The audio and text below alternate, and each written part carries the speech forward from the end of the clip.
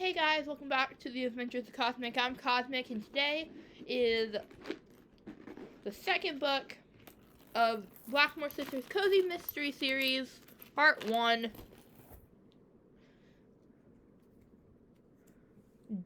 Dead and Buried. Main character is Morgan Blackmore, you can see that, and we are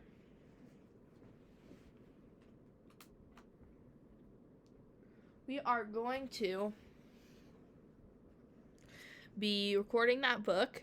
And as you see on my screen, we have the official email from Lillian Dobbs herself, me asking her permission to use her audio from her audiobooks.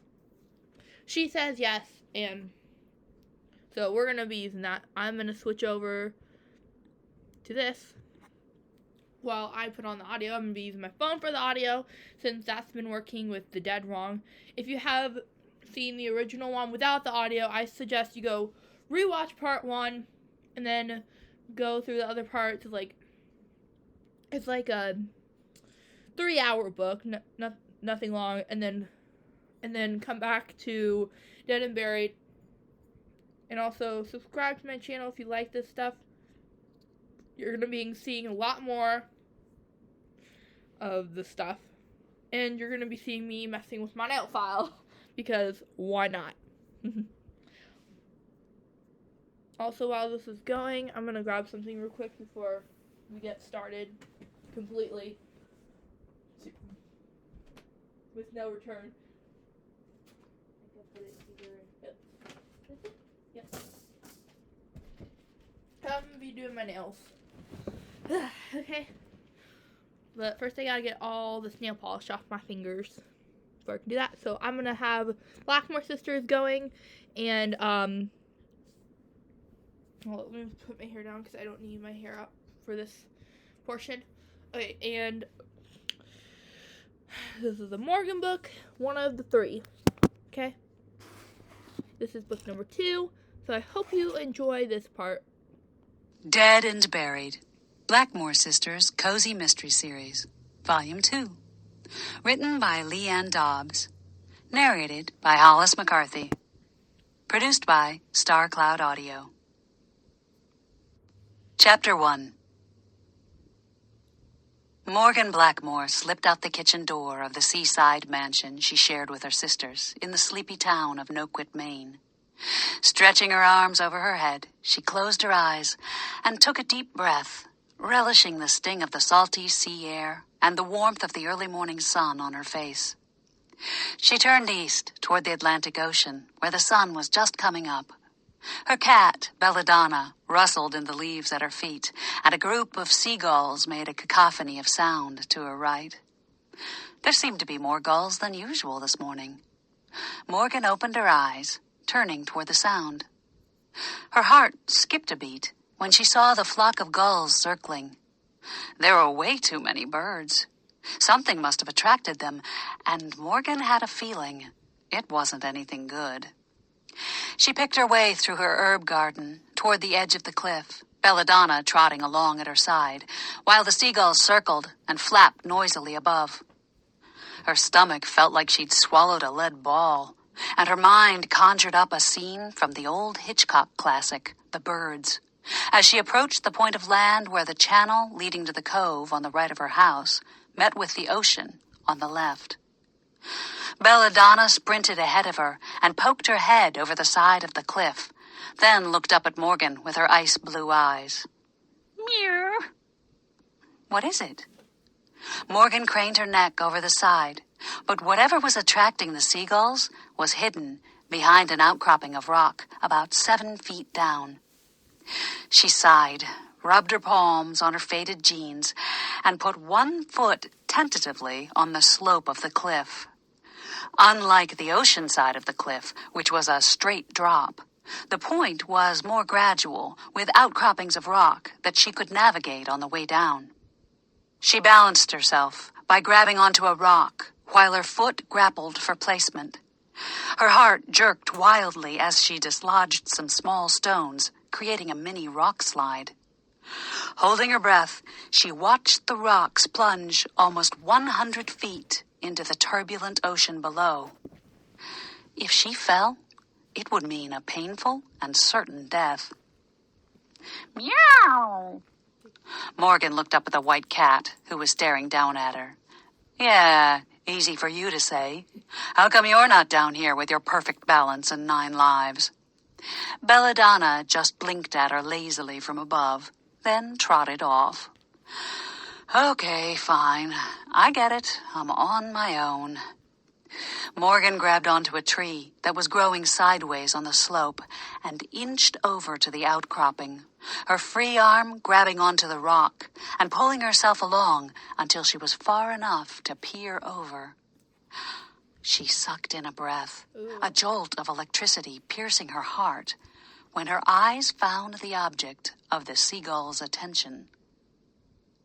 Lying on the rocks was a man, his legs and neck bent at impossible angles. His dead eyes stared straight through her. His right arm was twisted underneath him. His left was visible, and Morgan noticed an unusual black mark on the palm. She jerked back, then whirled around and scrambled back up the slope, kicking loose stones that pinged against the rocks below in her wake. Pushing herself up onto the grass, she turned to run in the direction of her house at full speed. But instead of moving forward, she smacked straight into her biggest enemy, Sheriff Overton. Leaving the scene of the crime? Overton glared down at her, his large belly bulging over the belt of his brown pants. Sweat trickled down his forehead under the brim of his hat. Morgan pushed herself away from him and looked back in the direction of the cliff. What are you talking about? I saw the seagulls and went down to see why they were gathered there. It is, after all, my property. Overton narrowed his eyes at her. The toothpick jutting out of the side of his mouth wiggled back and forth as his teeth ground on it. Or you could have been down there covering something up. Morgan's eyebrows knit together as she turned back to face him. She spread her hands. What would I be covering up? And how did you get here before I even called the police? Gordy Wright saw the body on his way out to pull his lobster traps this morning. He called it in. Morgan looked at the channel that led to Perkins Cove, where most of the fishermen docked their boats. Her house sat at the very end of the channel, the point where it emptied out into the ocean, so, naturally, the boats had to sail by her house to get out. Gordy always went out at sunrise, and would certainly have noticed the gulls and body on the cliff. It's awfully suspicious in my book that a body shows up in your yard after the whole Littlefield incident, Overton said. Morgan crossed her arms over her chest, struggling to stay calm. You know I had nothing to do with that. Earlier in the summer, Overton had accused Morgan of killing the town shrew, Prudence Littlefield. It had taken some clever detective work on the part of her and her sisters to find the real killer and clear Morgan's name. Even so, it seemed Overton had it in for them, and Morgan could think of no good reason why. Which was why she had to tread carefully with this dead body on the cliff. If Overton could find a way to pin it on her, or one of her sisters, she was sure he would. A noise over by the house captured her attention, and she glanced over to see her sister Fiona hurrying toward them, her long red curls flying behind her as she walked. What's going on? There's a body on the cliff. Morgan nodded her chin toward the point. Fiona gasped, her eyes growing wide. A body? Who? I don't know. I saw the seagulls and went over to investigate. Never saw him before. Overton snorted. We'll see about that. I doubt you girls are as innocent as you want me to believe. Fiona took a step closer to him, pulling herself up as tall as she could. Now you see here, Overton, you can't go around accusing us of everything that happens in this town. Sheriff, where's the body? Several members of their small-town police force had come up behind them, and the girls turned in their direction. "Over here." Overton started toward the cliff, then turned back toward Morgan and Fiona. "I have a sneaky suspicion there's more to this than meets the eye, and I bet the two of you are right in the middle of it." He glanced back at the officers, who had continued on and were halfway to the cliff's edge. Removing the toothpick from his mouth, he jabbed it in Morgan's direction. "You might want to call your fancy lawyer, because if I find evidence you had anything to do with this, I'm going to make sure you feel the full force of the law. This time, you won't get away so easy." Morgan watched him shove the toothpick back in his mouth and lumber off toward the cliff. She half hoped he would trip and fall right over, then caught herself, realizing that would be a terrible fate, even for him. The two girls watched him while he approached the cliff's edge, when, out of nowhere, Belladonna streaked in front of him, causing him to stumble and almost pitch over the side. "Damn cat! Thing should be shot." He glared after the cat, who had disappeared into the bushes. Morgan and Fiona had to clamp their hands over their mouths to keep from laughing out loud as they walked back toward the house. Morgan opened the kitchen door, and Belladonna appeared from nowhere, scooting inside ahead of them. Fiona reached down to pet the cat. "Good girl. You want a treat?" Belladonna walked over to her bowl and sat in front of it, licking her paw, as if she were ambivalent about the treat, while Fiona got a can of tuna from the cupboard. "I see Overton is still as big a jerk as ever," Fiona said. "Yep, he worries me. There's no telling what he might do." "Yep, he worries me. There's no telling what he might do." Morgan peered out the back door window toward the cliff, where she could see the police department turning out in full force. "What's going on out there?" I like this. Morgan's sister Celeste stood in the doorway, her concerned gaze directed at the corner of the yard where the police were now swarming.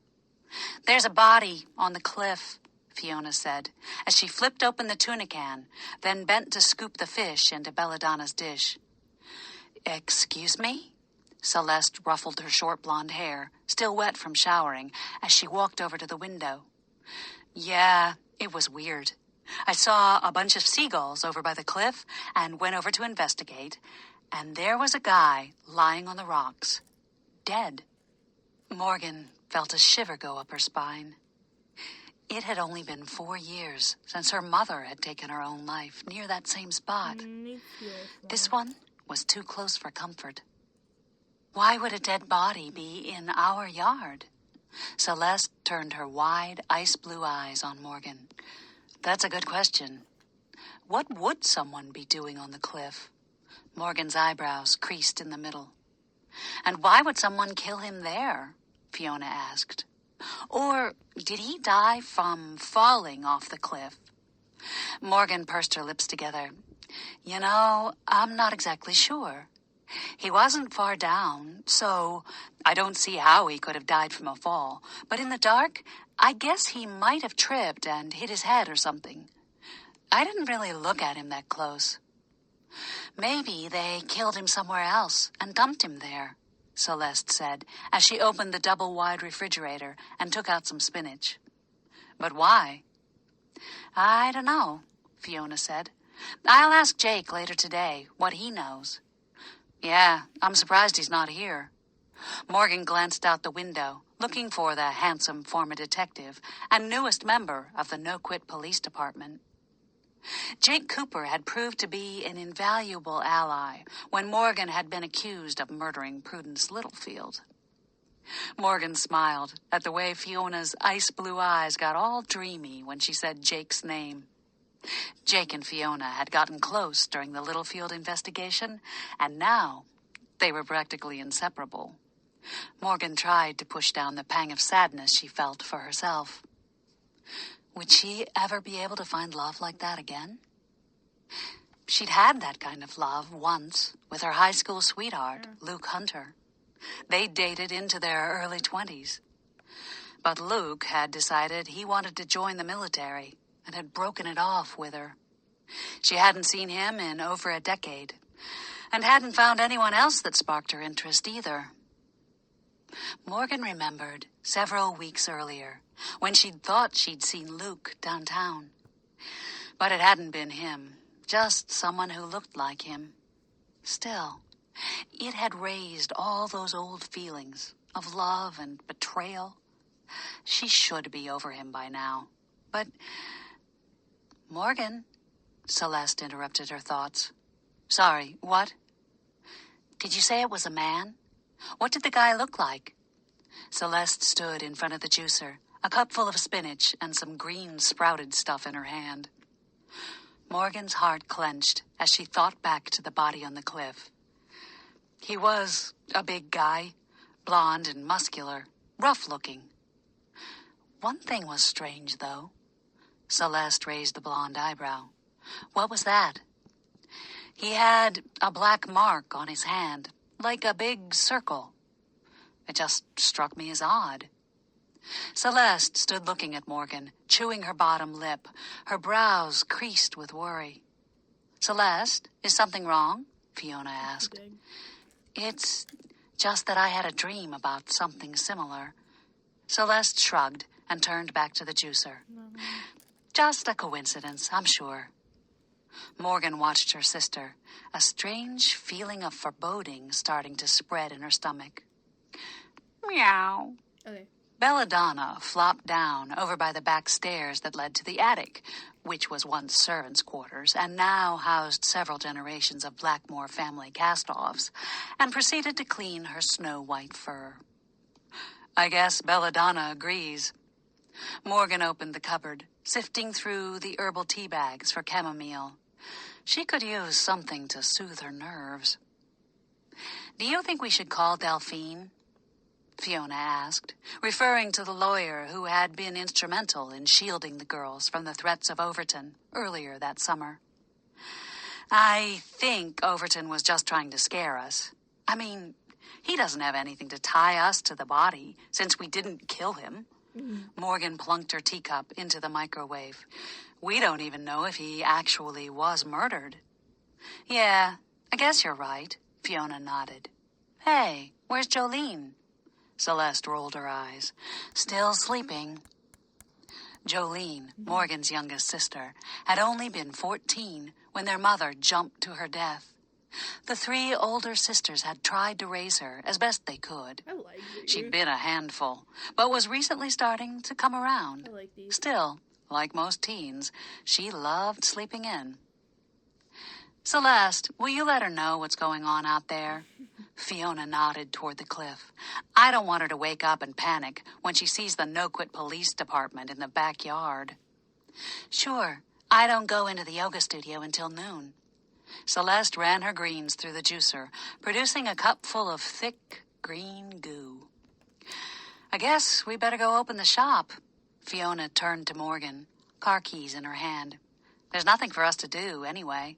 I'll call Jake later and find out what Overton's game plan is, and if we should be worried. Morgan shrugged. I guess you're right. She grabbed her tea and headed for the door, the feeling of foreboding growing stronger.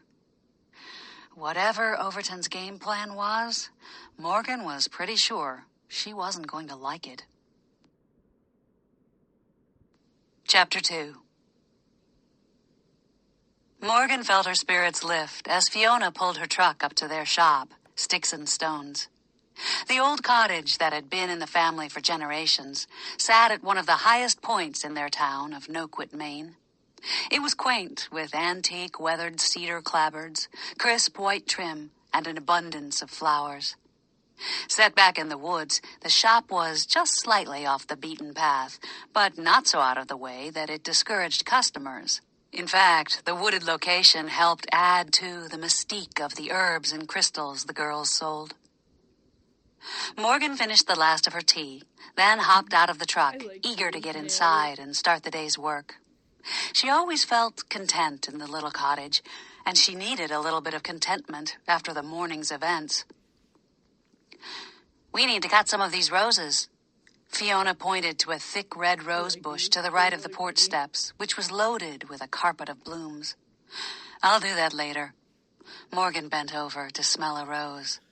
She loved having vases full of fresh-cut flowers from their garden in the shop, and cutting off the blooms would keep the plant flowering all summer. As she straightened, she felt a prickle at the back of her neck. She spun around, her stomach sinking. Was someone watching her? No, it's too big. Narrowing her eyes, she scanned the woods around the shop, but didn't see anything. What's the matter? Fiona was standing on the porch, her hand poised in front of the electric keypad that disarmed the alarm. Oh, nothing, Morgan shrugged. I guess I'm just jittery from finding that body. No doubt. Fiona punched in the code and went inside. Morgan followed her in, taking one last backward glance out into the woods before she turned the sign to open and closed the door. Inside, the earthy smell of old wood and herbs soothed her senses. Fiona went straight to her workbench, where an array of jeweler's tools lay surrounding her latest piece, a moonstone and peridot necklace commissioned by one of their regular customers. Morgan turned to the left, where tall wooden racks with small cubby holes housed a variety of herbs. She picked out some chamomile, loaded it into a tea infuser, and heated some water on her small gas burner. On the other side of the shop, Fiona let out a sigh. I can't stop wondering why someone would turn up dead on our cliff. I mean, what was he doing there in the first place? That's a good question. I don't think he got there by boat. It's too treacherous to land anywhere near there. He must have walked in. Morgan felt a chill run up her spine, thinking of a random stranger walking around in their yard while they slept. Well, maybe we'll get some answers once we find out who the guy was and why he was killed. Until then, there's not much we can do, except work. Fiona turned her attention back to the necklace. Morgan looked at the stack of orders she had for herbal mixtures. Picking one from the top, she gathered various herbs from her stock, placing small amounts into a stone mortar for grinding. The girls worked in silence, and time passed slowly, measured by the ticking of the grandfather clock in the back of the store. Morgan was almost in a trance, grinding together a mixture of ginger, black horehound, raspberry leaf, and mint for a seasickness remedy, when the bell over the shop door announced a customer. Hello, girls. Amelia Budding, one of their elderly regulars, shuffled into the shop. Her magenta polyester shirt and shorts somehow made her 4-foot frame seem even smaller. Hey, Amelia. Fiona put down the moonstone cabochon she was working with and stood up. What can we do for you? Oh, I'm looking for some black onyx, to protect myself in case evil descends on the town. Amelia shuffled toward Fiona's antique oak jewelry display case, which she was barely tall enough to look down into. Morgan and Fiona exchanged raised eyebrow looks over her head. Evil? Morgan ventured. Well, I heard about the trouble out at your place. And you think some evil menace is involved? Fiona bent down on the other side of the case and removed a black bracelet. Well, I heard tell it might have something to do with pirates, and you know how nasty they can be. No. Pirates? I thought they died out 200 years ago. Morgan narrowed her eyes at Amelia. Surely the woman couldn't be serious. Amelia shrugged and looked across the room at Morgan over the tops of her eyeglasses. Believe what you want. If your great-grandma were alive, she'd have some tales to tell you. The girls exchanged another look. Morgan was 3 years older than Fiona and only had the vaguest memories of their great-grandmother. She wasn't even sure if they were real memories or just from pictures and stories she'd been told. She didn't remember anything about pirates in those stories. Fiona laid the black bracelet on a purple velvet cushion. This one is all black onyx with a sterling silver clasp. She unhooked the bracelet, laying it over her wrist to demonstrate how it would look. And black onyx will protect me, right? That's one of its powers. It will also make you stronger and alleviate worry, Fiona said, then raised her head to look at Morgan. And it can also help you let go of past relationships and move on with your life. Morgan ignored the pointed look from her sister. Since Fiona had gotten involved with Jake, she'd been on a mission to get Morgan to forget about Luke and find someone new. It's not like Morgan didn't want to. She glanced over at the jewelry case warily. Maybe she should consider wearing some black onyx. It's perfect. Amelia unsnapped her purse and dug out an overstuffed wallet, squinting into it as she retrieved some bills. Fiona rang up the sale, and they watched Amelia shuffle toward the door. Just as she reached for the handle, she turned back dramatically, pointing her bespectacled gaze at Fiona and then Morgan. You girls, be careful now. I think dangerous times are upon us, she said, then opened the door and shuffled out. Is she for real? Morgan squinted at the door, then looked at Fiona. Pirates? Seriously? I don't think so, Fiona laughed. She's almost 100 years old, for crying out loud. She's probably senile. Morgan laughed. Yeah, she's probably just inventing danger to make her life more interesting. After all, what else is there to do when you get to be in your 90s? Right. I'm sure there's a logical explanation for the body on the cliff that has nothing to do with pirates or some evil menace that's going to descend on the town. Of course, that would be ridiculous, Morgan agreed. But as she turned back to her work, she had to wonder, if it was so ridiculous, why did she have that nagging feeling of doom in the pit of her stomach? Chapter 3. Luke stared at Morgan through his high-powered binoculars. She was even more beautiful than he remembered. He was glad to see she still had that long, ebony hair he'd found so appealing. His pulse quickened as he remembered the silky feel of it in his hands. And even though he couldn't see them, his heart clenched, remembering her ice-blue eyes that could make him melt with a single look. He put the binoculars down with a sigh. He was better off not remembering. He'd chosen the military over her. It really wasn't a decision he had much control over. It was more of a calling he couldn't ignore, to do his part for the country.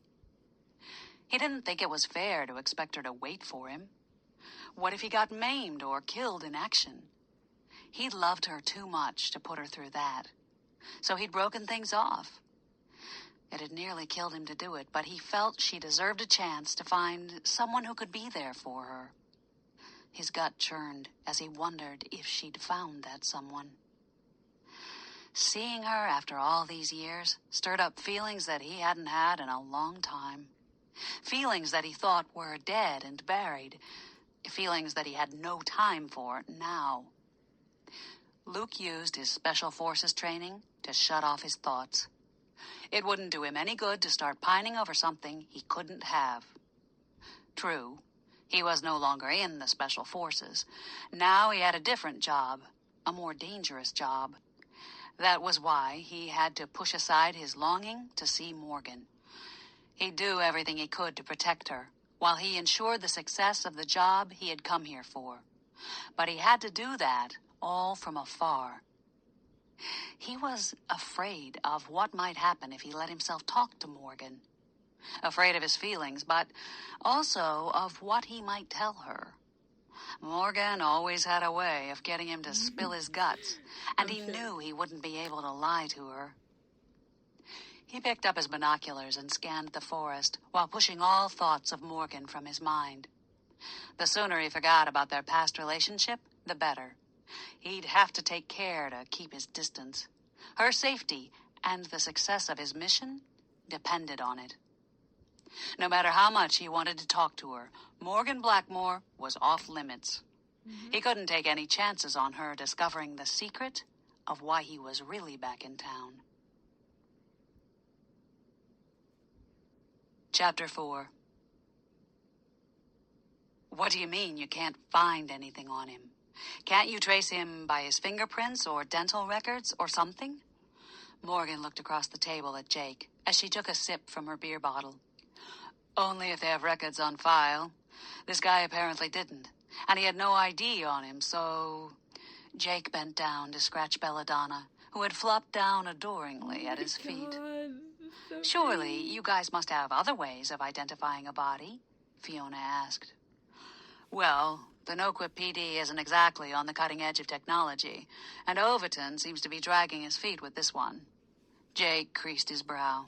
For some strange reason, he's not really putting a big effort into figuring out who this guy is. Morgan glanced across their yard at the crisp blue Atlantic Ocean, her eyes falling on the section of cliff still marred by yellow police tape. She wondered why Overton wouldn't be pulling out all the stops to find the identity of the man who died there.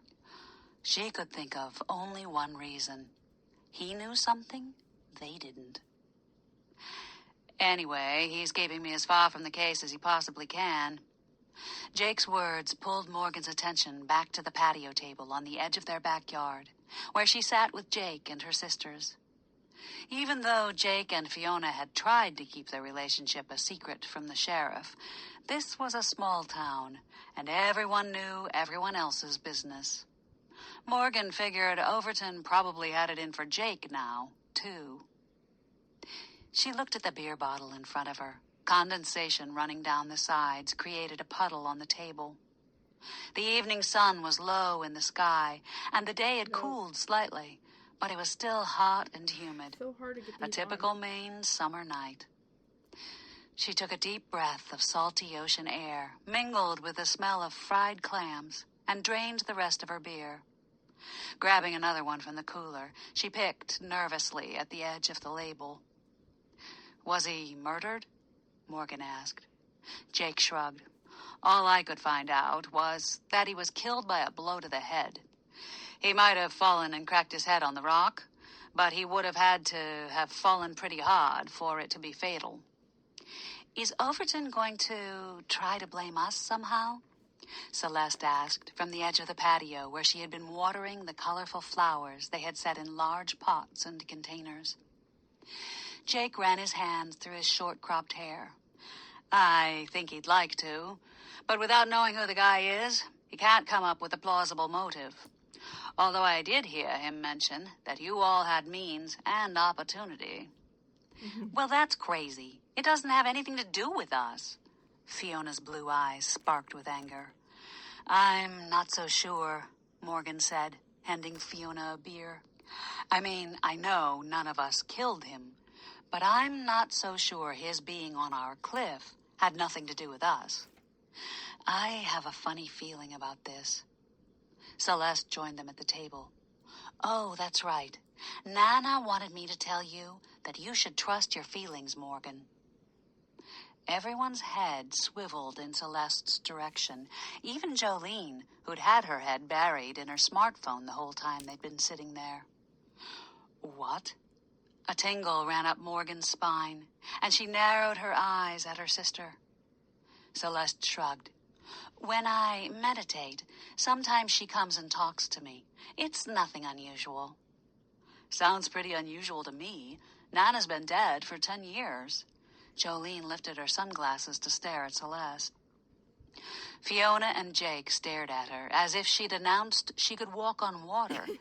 But Morgan noticed that didn't seem to faze Celeste at all. Celeste had always been spiritually minded, and Morgan knew she took her yoga and meditation seriously. But she'd never heard Celeste mention anything about talking to dead people before. Morgan didn't know what to think. She wasn't sure she actually believed in any of that stuff, but Celeste had never been one to act all woo-woo. Anyway, she had more important things to worry about right now. And what about that black hand thing Celeste was saying? I feel like that might be some kind of clue. Don't you think, Morgan? Morgan wrinkled her brow. The black mark was odd. She had no idea what it meant, but it was the only thing they had to go on at this point. Black hand thing? Jolene shifted her gaze between Morgan and Celeste. Yeah, the victim had a round black mark on his hand, kind of like a tattoo. Jolene raised her eyebrows and picked up her smartphone. Maybe we can find something on the internet about that. Morgan leaned back in her chair. They'd discovered a few months ago that Jolene was something of a whiz with computers when she'd uncovered some vital information that led them to find the real killer of Prudence Littlefield and clear Morgan's name. Morgan's chest swelled with pride, especially since they had been worried that Jolene might not find any positive direction in life, given some of her shenanigans in high school. She'd matured a lot since she had graduated, and was even taking a computer forensics class during the summer. Maybe she'd have a career in law enforcement? God knows Morgan could use her help, given the trouble Overton seemed hell-bent on causing them. Jolene's laughter pulled her out of her thoughts. Did you find something? Not hardly. The only thing I could find is that pirates use a black mark to indicate doom or death. If a pirate is marked with it, his days are numbered. Jolene looked up at Morgan, a smirk on her face. Isn't that ridiculous? Morgan's heart jerked in her chest, and she looked up at Fiona, who was staring back at her, wide-eyed. Amelia Budding's warning about pirates and evil echoed in her head. Jolene's brow creased. What? That's silly, right? There's no such thing as pirates anymore. Morgan was about to answer when Belladonna leapt up on the table, let out a screech, and then ran off into the bushes on the side of the house. Everyone jumped back, their chairs scraping on the patio, beer spilling on the table. Morgan blotted beer from the crotch of her jeans, staring in the direction of the disappearing cat. An icy tingle crept up her spine at the cat's unlikely timing. It was almost as if she had reacted to the discussion of pirates. Morgan laughed at herself. That was ridiculous. Belladonna didn't have uncanny powers, and the days of pirates died out long ago. But at this point, she couldn't afford to ignore any clues, no matter how silly they seemed. And since she didn't have much else to go on, it might be worth her while to learn a little bit more about pirates. Luckily, she knew exactly the right person to help her. Chapter 5. The day was heating up to be a scorcher, Morgan thought, as she and Celeste walked down Main Street toward Reed Pawn and Antiques. The pawn shop was located in the city, about 20 miles from their small town, and Morgan didn't come to the city too often.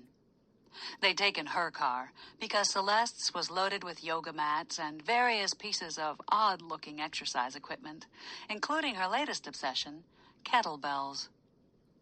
Morgan had forgotten how busy and crowded it could be, and how hard it would be to find a parking spot. I'm glad we parked a few blocks away. The morning is gorgeous, and it's not too hot yet, Celeste echoed her thoughts.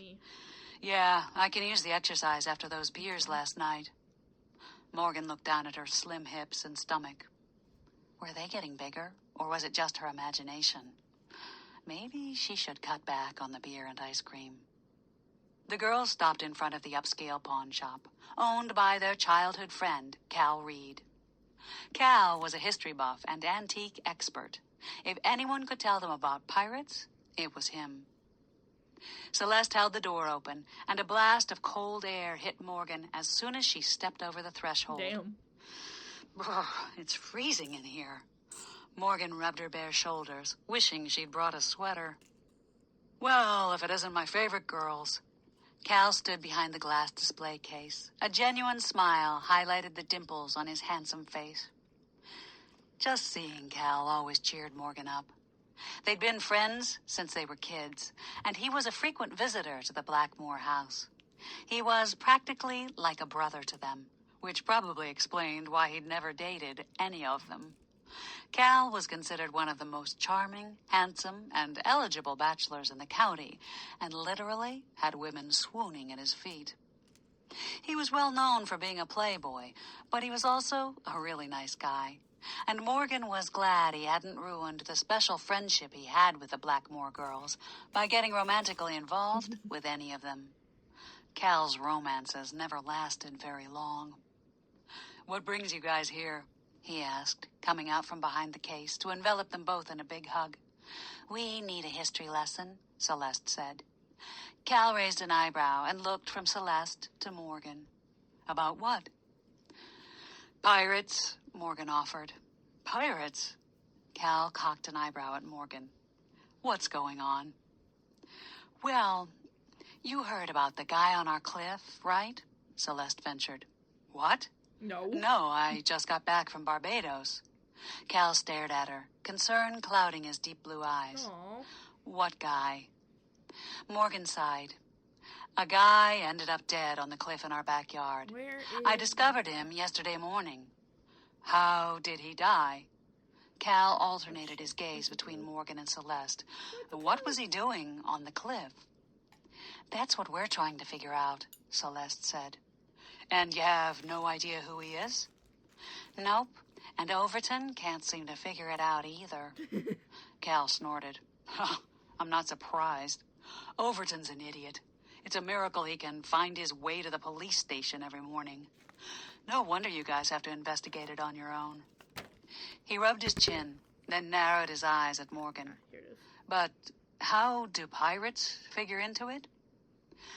"The only clue we have is that the guy had a large black circle on his hand. Jolene looked it up, and it's supposed to be some kind of pirate sign of doom or something." Morgan laughed. "I know, it's silly. There's no such thing as pirates anymore. But we figure it was worth talking about. Maybe we'll tie into something useful. And we always like to have an excuse to come and talk to you." "Aw, you guys know you don't need an excuse to see me." "But the pirate angle might not be as far-fetched as you think." Cal leaned back against the display case. "Really?" Morgan's brow creased, her stomach fluttering. "Well, there are modern-day pirates, but I don't think that would tie into your dead guy. Modern pirates hijack cargo ships and steal the goods or hold them for ransom, but they don't do that around here." Cal walked over to one of the bookshelves that lined the store and pulled out a thick leather-bound book, then leafed through it. "The black mark really is a pirate warning. I believe it's mostly fictional, though. It was used to mark a pirate for death, a warning of sorts." "Well, the guy on the cliff sure did end up dead," Celeste said, looking over Cal's shoulder at the page of the book he was holding open. "I still don't get what that has to do with us," Morgan said. "It might not have anything to do with you, but it could be that the guy thought your cliff was a likely place for pirates to have buried their treasure." Morgan laughed. "What? They only did that in the Caribbean. There's no pirate treasure around here." Cal shook his head. "Legend has it, many pirates buried treasure all over the Maine coast. The most famous is Captain William Kidd, but there were others. In fact, a cache of gold and silver Spanish coins were dug up just over in Biddeford in the 1930s that many believe was buried there by pirates." Morgan felt her eyes grow wider. "Seriously? But why our cliff?" Cal shrugged. "Who knows? I do know there are people who make a living out of trying to find this type of treasure. Maybe someone's research led them to your location." Morgan looked at Celeste. "Boy, finding a chest full of pirate treasure would sure solve all our money problems." Morgan and Fiona made a modest living with sticks and stones, and Celeste did fairly well with her yoga studio. But it was barely enough to put food on the table and pay the taxes on their property, which, for a waterfront mansion, was a small fortune. The house had been built generations ago, so luckily they had no mortgage. Otherwise, they wouldn't be able to afford to keep the house. Celeste laughed. Yeah, I'm sure there's a bunch of pirate treasure just buried all over our yard, and no one found it in the 300-some-odd years people have been living there. So who are these people that search for treasure? Do you mean like that guy who has the boat that looks for old shipwrecks? Morgan rubbed her forehead. What was that guy's name? She snapped her fingers. Ballard. Sort of, except these guys aren't nearly as nice. Ballard is legit. The guys I'm talking about do it under the radar. They want to steal the treasure and keep all of it, without paying taxes or giving any to the rightful owners it was originally stolen from. And they'll do whatever they have to do to keep from getting caught. Cal's blue eyes drilled into Morgan's. They are very dangerous people. Morgan felt her stomach clench.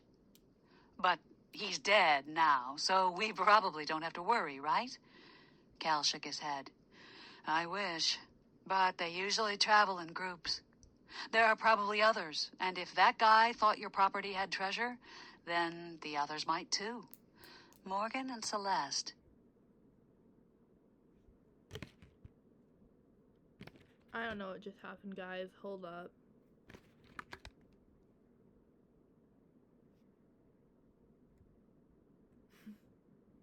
Weird, right?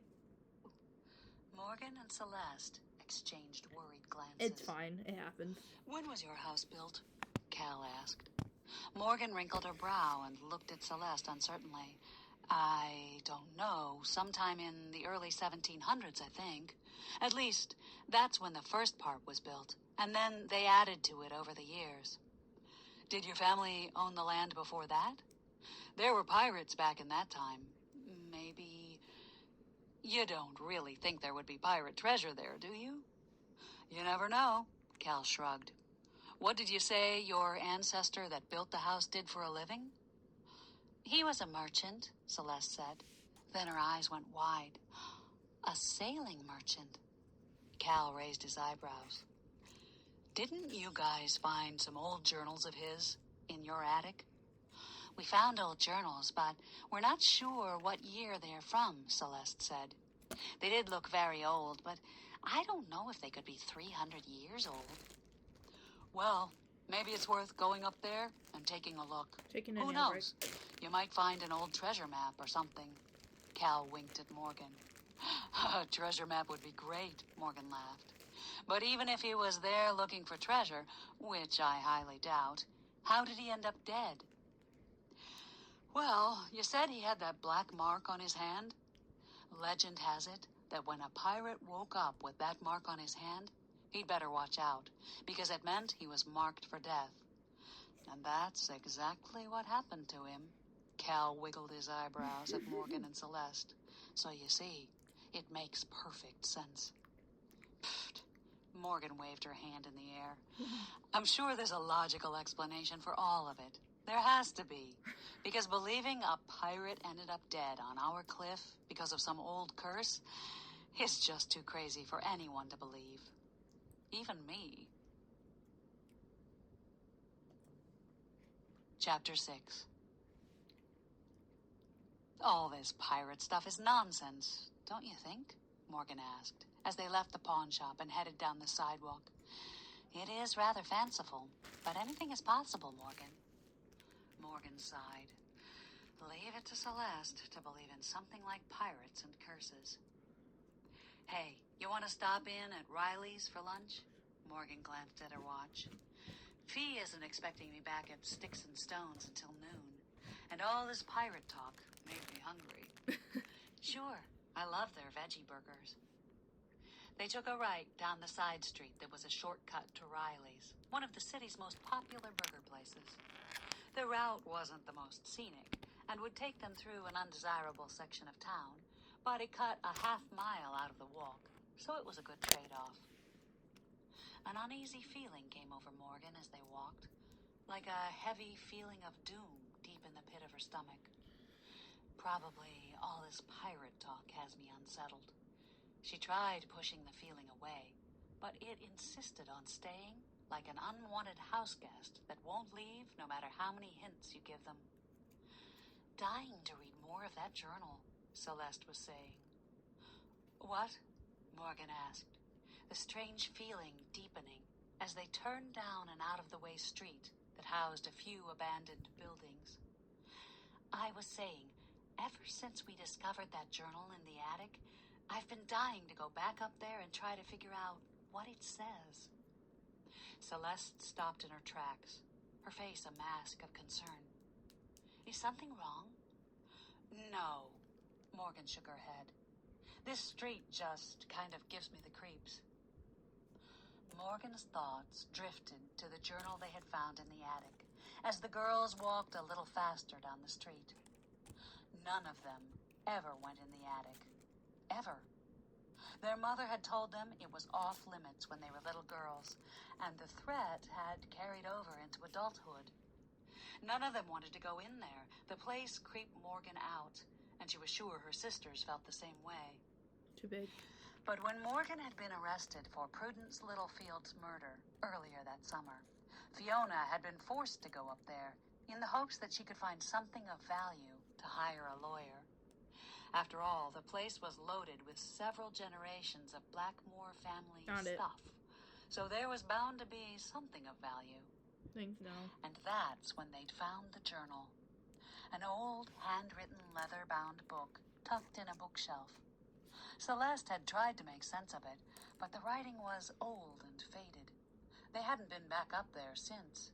Okay, found all the nails I Morgan's need. thoughts were interrupted by a prickly sensation running through her body, like a current of electricity that started deep in the pit of her stomach and put her senses on edge. It was like her usual gut feeling, times 20.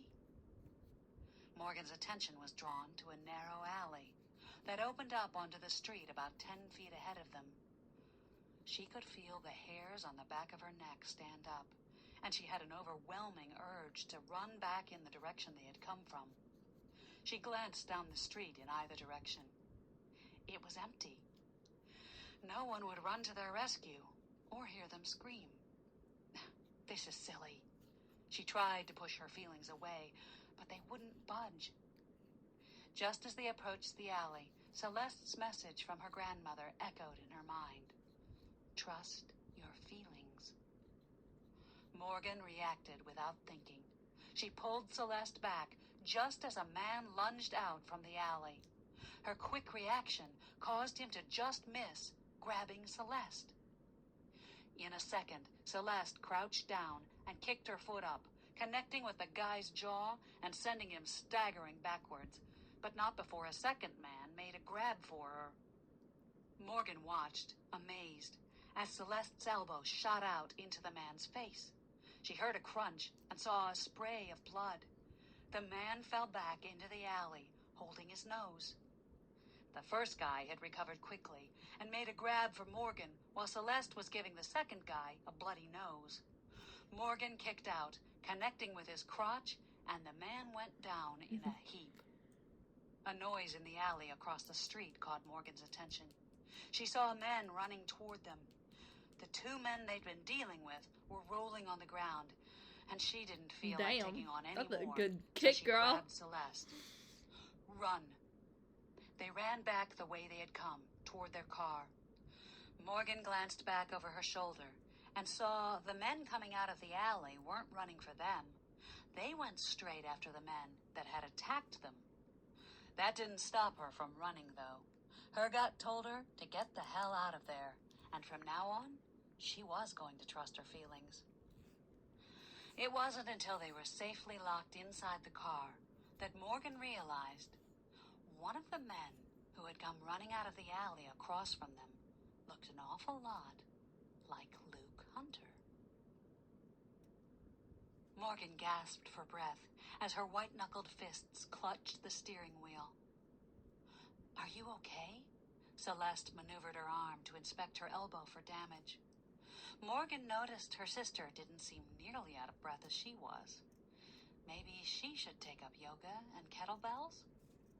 Yeah, what was that all about? Morgan twisted in her seat to look down the street. It looked like a normal sunny day in the city. People were window shopping casually. No one was coming after them. It was hard to believe they had just been attacked. Apparently, those guys were meaning to grab us. For what? I don't know. Celeste shuddered visibly in her seat. Morgan narrowed her eyes at her sister. Where do you learn to fight like that? Oh, I take karate in self-defense. Celeste turned concerned eyes on Morgan. You might want to think about taking a class or two yourself. Although, you do have a mean crotch kick. The girls giggled. Then Celeste turned serious. What made you grab me like that, at that very second? Morgan saw Celeste's brow furrow. I trusted my feelings. Celeste smiled. So you did listen. And it's a good thing, too, because if you hadn't pulled me back when you did, this whole incident might have had a different ending. Speaking of endings, did you see those guys that came running from the other alley? Celeste nodded. At first, I thought they were after us, but I think they were trying to help us. Or at least they were going after the guys that tried to grab us. Celeste turned to look out the back window. Maybe we should go back and thank them? I don't know. It's strange, but one of those guys looked just like Luke Hunter. Morgan felt her stomach clench. Could Luke be back in town? Celeste swiveled around to face Morgan. Luke? What would he be doing here? Besides, wouldn't he contact you if he was back in town? Morgan's heart tightened in her chest. I don't know. We broke up almost 10 years ago, so he certainly doesn't have to tell me where he goes. Besides, he's probably married with kids by now. I thought he was still in the military. Morgan shrugged.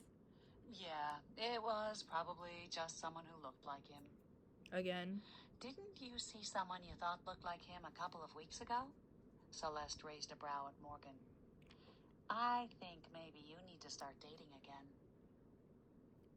Morgan laughed as she started up the car. Yeah, you can say that again. Do you think we should tell the cops? Morgan bit her lower lip. Given her experiences with Overton, she didn't have much confidence in the police. Nah, we're not hurt. And I'm sure those thugs are gone by now. What would the police do? At least Jake. Yeah, I guess there's not much they can do. Do you think this has something to do with the guy on the cliff? Morgan's stomach churned. Did it?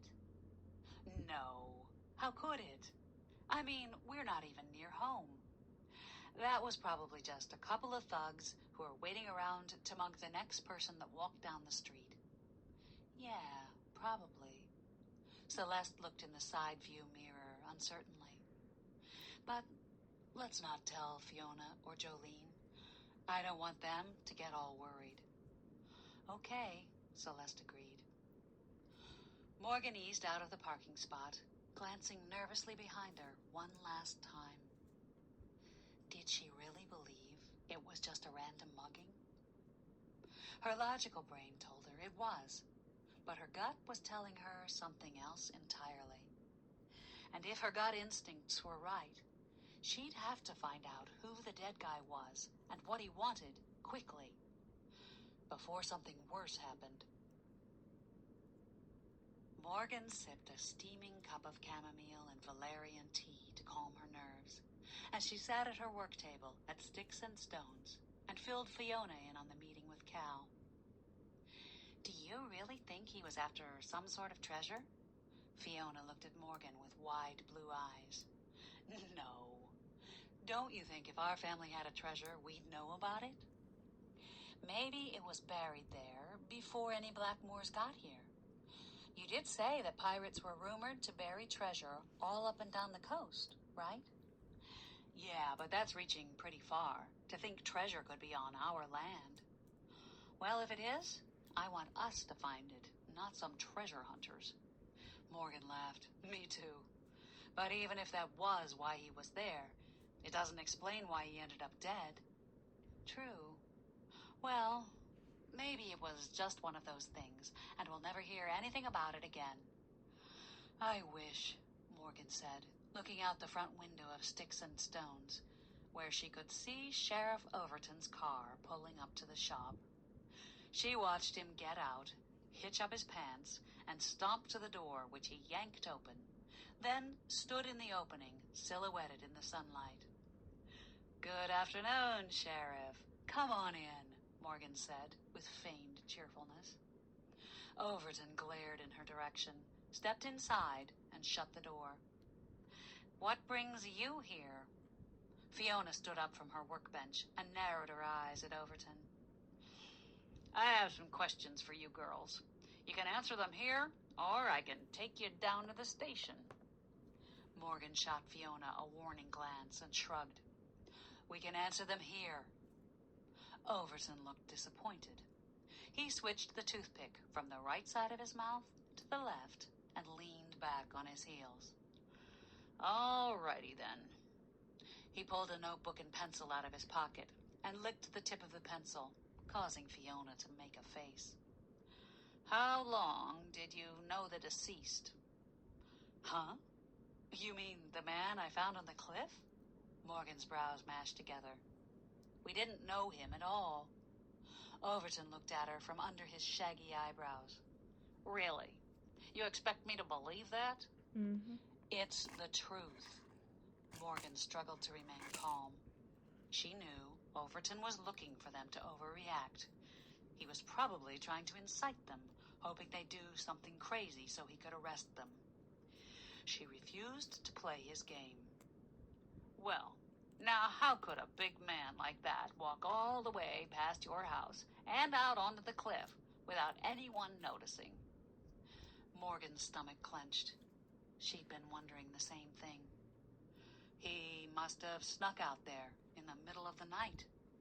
Overton cocked an eyebrow at her. "Now why would someone do that?"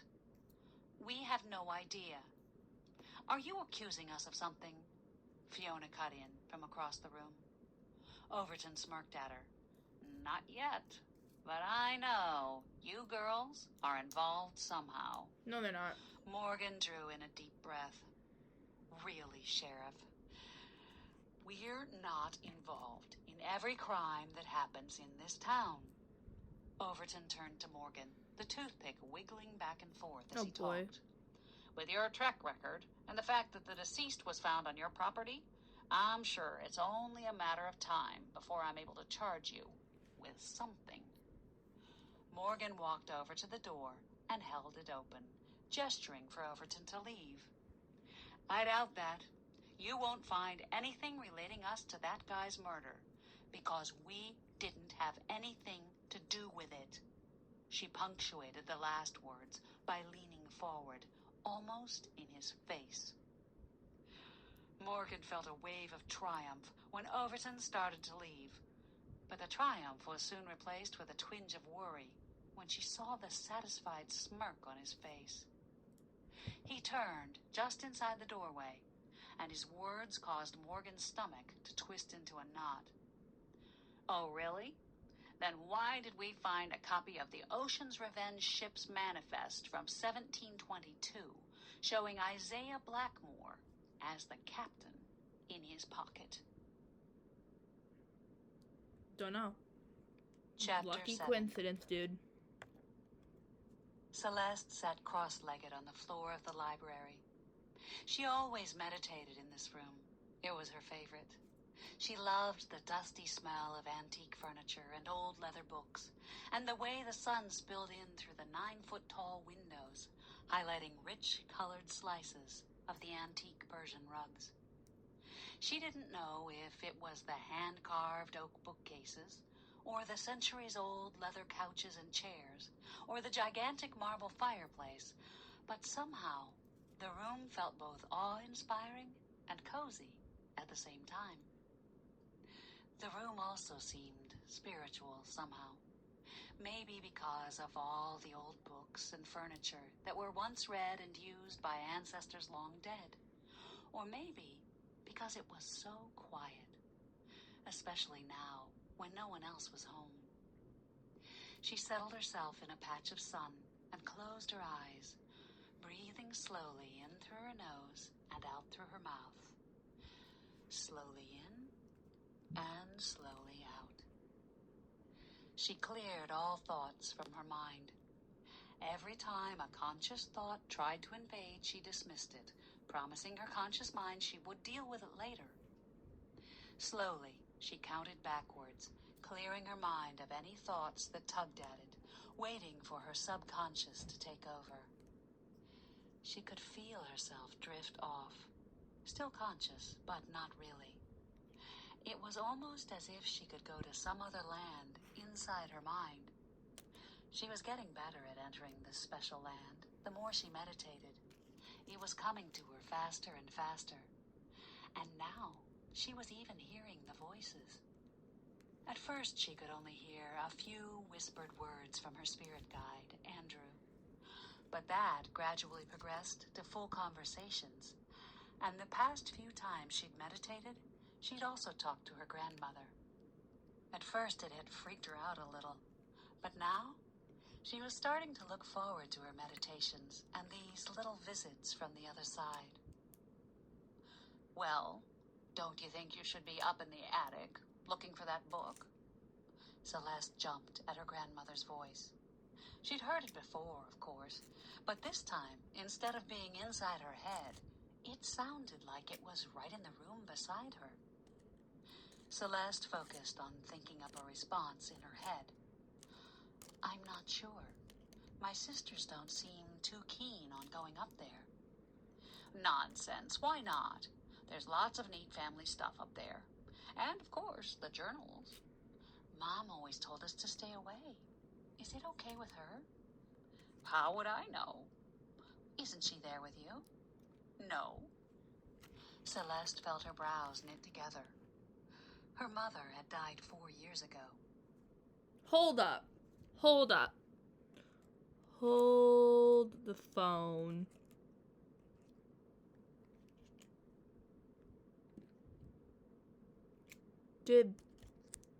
Okay, so her grandma is dead. We've already established this. And her mom is supposedly dead. Celeste hasn't seen her ghost yet, so we don't know if she's 100% dead. Okay? If we see her as a ghost, then we know that, okay, Celeste's mom is actually dead. Cool. Now we know. But don't you find it odd that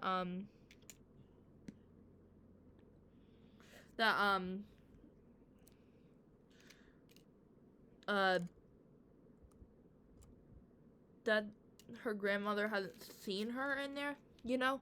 It just strikes me as odd, you know?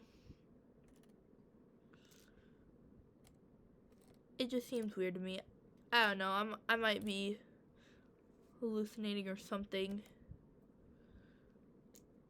I don't know. It just seems weird to me, you know? Also, I finished my nails, so I get to...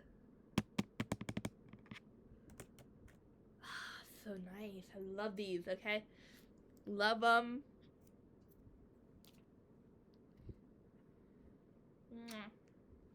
They look gorgeous, like always. Okay. Yeah.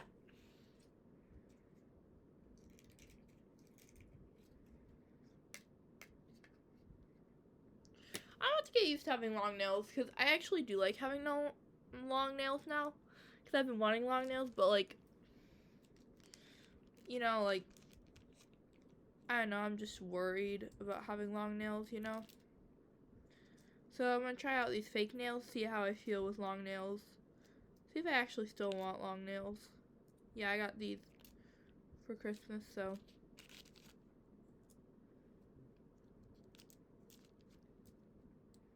Plus these are like really simple, so they won't like clash with anything.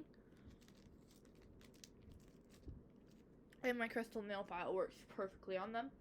I like how easy, like, it doesn't feel too hard to grab things with them, you know? It feels nice to just, but it'll feel weird, like like trying to fist my hands because then now I have nails. It'll just dig into my skin, which doesn't bother me either.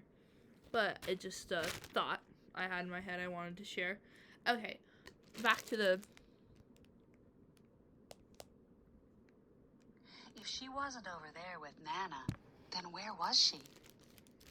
She found herself wishing she could see her grandmother and not just hear her disembodied voice in her thoughts.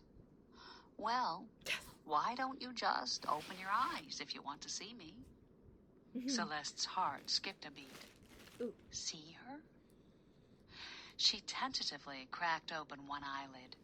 She didn't see her Nana. She did see Belladonna, though. The cat was over by the window, swatting at the haze that drifted in from the late afternoon sun. No, wait. It was more of a mist. And the mist was bending down to pet the cat. Celeste opened her other eye and watched, open-mouthed, as the cat rolled over on her back, the mist taking the shape of a human, bending over, its arm extended toward the cat and rubbing her belly. The mist stood up and turned to her. See, dear, you can see me and hear me. Celeste squinted. The figure was fuzzy, but she could just make out some of her grandmother's features. Her eyeglasses and her hair in a bun on top of her head. She was even wearing an apron that Celeste remembered from her childhood, or at least that she'd seen Nana wearing in pictures. Celeste stared at the apparition, speechless. What's the matter? Cat got your tongue? Nana laughed, and Belladonna let out a meow. Celeste wondered if she'd fallen asleep and was dreaming. The misty figure looked at its watch. Well, I've got to run, but I wanted to put a bee in your bonnet about the attic. There's important stuff up there that you girls are going to need. Okay, Celeste stammered. Well then, ta-ta. Nana bent to scratch Belladonna behind the ears and then vanished in a misty swirl. Celeste sat still for a few minutes, her heart pounding against her ribs. Did that really just happen? Belladonna came over and rubbed herself against Celeste's legs. She scratched the cat's head in return. Meow. Belladonna flopped down on her side and aimed her ice blue eyes at Celeste, then flicked them up towards the ceiling, where the attic was. She heard the front door open and glanced at the green onyx Art Deco clock on the mantel. It was 5:30, which meant it must be Morgan and Fiona coming home. Celeste took a deep breath and stood up on shaky legs.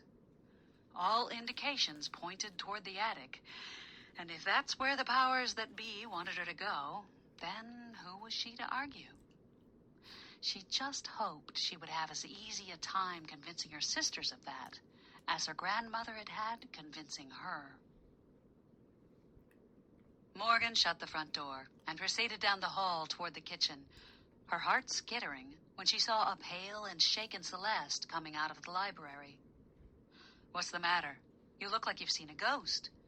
Morgan wrinkled her brow in concern as she studied her sister's face. Oh, Celeste ran her fingers through her perky blonde hair. Sorry, I was napping, and I'm still half asleep, I guess. Morgan put her arm around Celeste's shoulders and led her into the kitchen. Come on, we'll make some supper and tell you all about our visit from Overton. Sheriff Overton? Oh, no. Is he going to arrest one of us or something?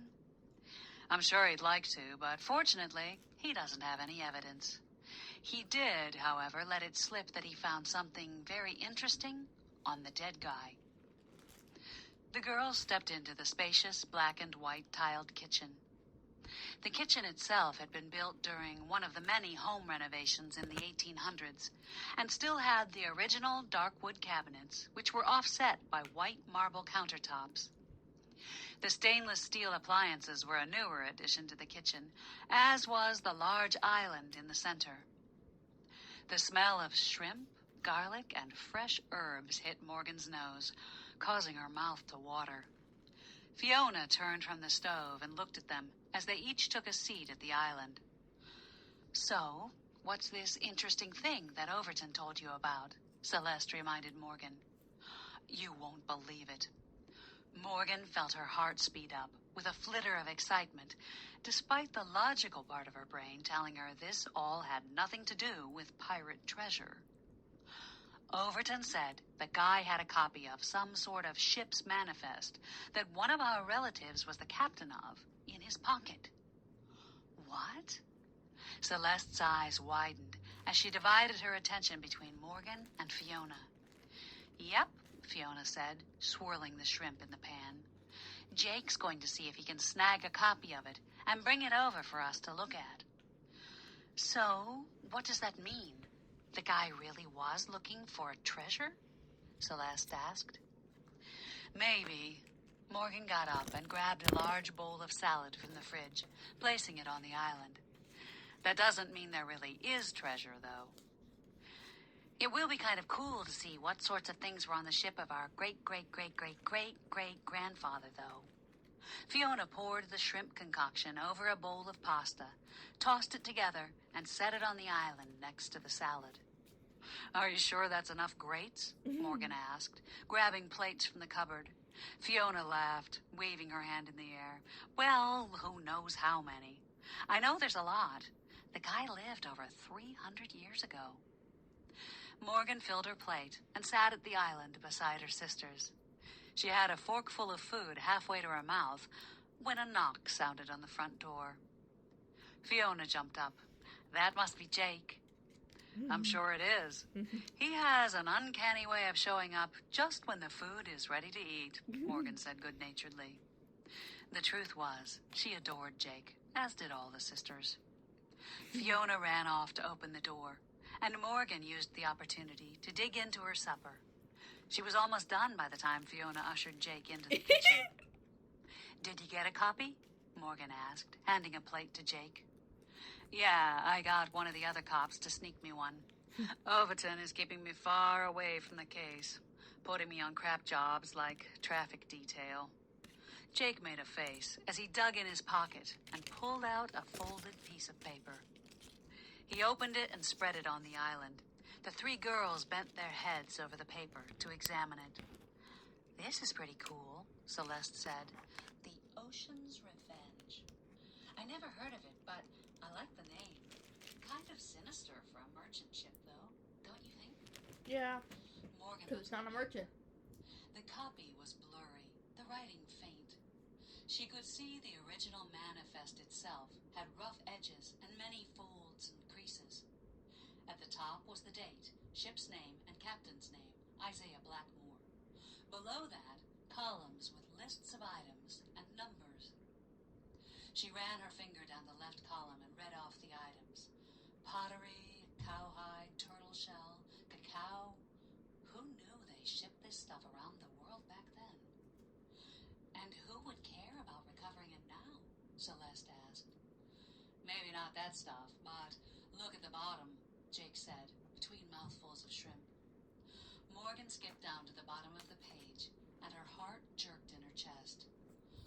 "Gold and silver coins, copper ingots, silver bars." She looked up at her sisters. "Now that's worth recovering." Fiona raised her brows. "For sure. But that was stuff on his ship. It's not like he brought it home and buried it in the yard. He had to deliver that stuff to wherever it was supposed to go, didn't he?" Morgan nodded. "And we don't even know if this is really an authentic ship's manifest. But it does give us a lead as to why the guy was on our cliff," Celeste said. Morgan pursed her lips. "True, but not why he was killed. Do we even need to know that? I say it can't hurt to do a little treasure hunting ourselves. I mean, that guy certainly went to a lot of trouble to get killed on our cliff. Maybe there is something to this whole buried treasure thing." Fiona tore a piece of bread from the loaf on the table and used it to sop up what was left on her plate. Jake looked up at them. "You might have to figure out why he was killed. Or at least who killed him. Overton is all fired up about the manifest linking the dead guy to your family. I eavesdropped on one of his conversations, and he was talking about getting a search warrant. Morgan's stomach clenched. Someone had planted evidence in their yard to try to frame her for Prudence Littlefield's murder earlier in the summer, and she suspected it was Overton. If he gets a search warrant, who knows what kind of evidence he might plant. We can't let that happen. Jake nodded. You guys need to be careful, though. If that guy got killed looking for the treasure, it might be dangerous for you to look for it. Not to mention how dangerous it would be to try to track down his killer. Morgan's heart skipped a beat, and she glanced over at Celeste, the memory of the guys who tried to grab them earlier that morning fresh in her head. Aww, that's cute. Celeste tapped her finger to her lips. Either someone thinks this supposed treasure is worth killing over, or someone had a beef with this guy and just happened to kill him in our yard. Either way, I think we need to find out more about these treasure hunters. Maybe we can get Jolene to do some research online, Morgan said. I think we need to find out more about the Ocean's Revenge. If we can get a clue as to why this guy was interested in the ship, we might uncover a motive for someone wanting to kill him, Celeste offered. And a motive could lead us to the killer, Jake added.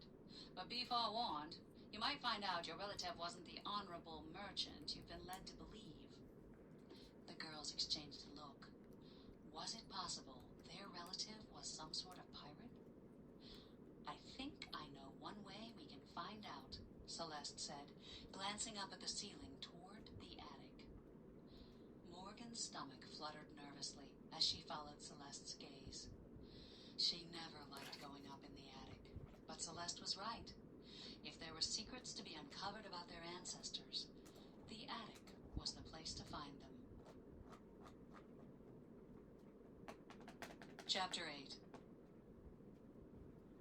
I say there's no time like the present, Fiona said, as she loaded the last of the dinner dishes into the dishwasher. To go into the attic? Celeste asked. Why are you going in the attic? Jolene appeared in the pantry doorway. Oh, there you are, Fiona said. We just finished eating. Are you hungry? No, I ate at the restaurant. Recently graduated from high school, Jolene had a summer job at Barnacle Bill's, a local restaurant, until she figured out what she wanted to do with her life. The side benefit was that she was fed well and often surprised them with some great takeout. What's this about going in the attic? She persisted. Fiona glanced at Morgan. The two oldest sisters were used to sheltering Jolene from anything unpleasant, but Morgan figured Jolene was all grown up now, and if they wanted her to act like an adult, they should treat her like one. She nodded her head. We've got some more information on the dead guy Morgan found, Fiona said, then filled Jolene in about the pirate treasure hunters and the ship's manifest. We were hoping you could do some research online about these treasure hunter guys, Morgan added. Of course, whatever you guys need, just ask. Celeste stood up and started over toward the back stairs that led to the attic. I'm heading up. Who's coming? Meow! Belladonna streaked by her and ran up the stairs in a flash of white, causing everyone in the room to laugh. Well, I guess one of us is excited, Morgan said, as she followed behind Celeste. The stairs, originally built for servants to travel from their quarters to the other floors without using the main staircase, were narrow. They ascended in single file amidst the groaning and creaking of the centuries-old wood. At each floor, the stairway opened up into a hallway for access. They went up 4 flights, each one seeming 10 degrees warmer than the last. By the time they got to the top, Morgan How was loose is breathing this heavy. one? Because I can She redo bent it. over and put her hands Oh on yeah, her that is knees. extremely loose. Sweat drenched her t-shirt. Sheesh, Celeste, you must be in good shape. You aren't winded at all, she said, sucking in a deep breath, Okay. flapping the bottom of her shirt to let some air in. Celeste smiled at her, and Morgan smiled back, despite the butterflies that were swarming in her stomach. The attic always made her feel this way. All that old stuff piled up, with God knows what hiding behind it, creeped her out. Morgan looked around. It was dark out, and the lighting in the attic wasn't that great, which made it even creepier. She suddenly had an image of them in old-fashioned dresses, carrying torches and lanterns to light the way. She was glad they didn't have to resort to using torches, even though the image seemed quite real for a split second. Where was the book? Do you remember? Jake, Fiona, and Jolene had caught up to them, and the five of them stood in the doorway, squinting into the attic. The space was immense, taking up the whole 4th floor, and consisted of a main room with alcoves and other rooms beyond it. The stairs dumped them out into the main room, which ran the width of the house and was just about as long as it was wide. It looks different up here now, because there's not as much light, I suppose. Fiona stood on her tiptoes and swiveled her head around. I think it was in that direction, over by the window. They picked their way through the various piles toward the window. The attic was crammed full of old furniture, trunks, rugs, and boxes. Morgan could tell they were on the right path, as she recognized some of the boxes they had opened on their trip up there earlier in the summer. That's it. Celeste pointed to a bookcase near one of the dormer windows. Morgan wasn't surprised to find Belladonna sleeping right on top of it. The cat opened one eye lazily, then closed it again. Celeste carefully took the thick, leather-bound book Just be careful out of with the your shelf thumb. and set it on a nearby table. She opened the cover, gently lifting the first page. Morgan held her breath, afraid the old paper might disintegrate into dust with each touch. They gathered behind Celeste, peeking over her shoulder as she turned the yellow pages. That looks like gibberish, Fiona said. Morgan leaned closer, her brows creasing together, and tried to make sense of the writing. It had clearly been done with some sort of quill or fountain pen. The ink had faded almost to nothing, and there were swirly flourishes and splotches that made it hard to make out the words. Can you understand any of this? The words are so strange. Well, they did have different words and spellings back then, but this seems like the words don't go together. Celeste leaned even closer. I think it might be some sort of code, Jolene said. Everyone turned to her. Code? Yeah, you know, like a secret message where you use code words and then have a key that tells you what the words mean. Morgan felt her stomach sink. Well, how the heck are we going to figure that out? Maybe the key is around here somewhere. Fiona started poking in the bookcase. Would it be a paper or something else? There could be a piece of paper that tells you how to decode it, but it's probably a code that he knew by heart. I doubt you would find anything here that's going to help you break the code, Jolene said. Morgan felt her shoulders slump. So we'll never know what it says? There's some well-known codes that have been used for ages. You know, like replacing the letters of the alphabet with a number, and so on. There were many ways people used to encode writing. We should find out some of the most common methods and see if they work on this book, Jake offered. I bet Cal will know about that, Celeste said, then looked at her watch. It's too late to call him, and I don't want to take the book anywhere. It's too fragile. Someone get me a paper and pen, and I'll copy some of it down, then hook up with him tomorrow and see if he recognizes any of it. Jolene scampered off, and Morgan turned her attention to the rest of the room. It was filled with cast-offs from previous generations. Love my Family nails. heirlooms or junk. She wasn't sure which. Or both. Over on the bookcase, Belladonna stretched lazily, then jumped off and brushed past Morgan with a flick of her tail and a quick look over her shoulder. Morgan followed her. The cat weaved her way through the maze, and Morgan trailed along, mesmerized by her ancestors' belongings that she passed along the way. A beautiful oak bureau with a marble top, a full-length mirror with Baroque gilt frame, An old playpen, Morgan wondered if it had been hers, and dozens of boxes and trunks. Belladonna stopped at a small box and started sniffing. This is like my phone. Morgan crouched down beside her and studied it. It was shaped like a miniature dome-top trunk, about 1 foot long and 4 inches tall. It looked ancient. Belladonna scratched at it, and Morgan picked it up. It looked to be made from some sort of shiny, hard, mottled substance. Turtle shell? Morgan felt a familiar tingle in her gut as she remembered the manifest from the Ocean's Revenge. Morgan, where are you? Celeste's voice startled her, and she looked around, noticing Jake and her sisters were rather far away, on the other side of the attic. Had she really strayed that far? Oh, there you are. We're done here, so we're heading back down. Are you going to stay up here alone?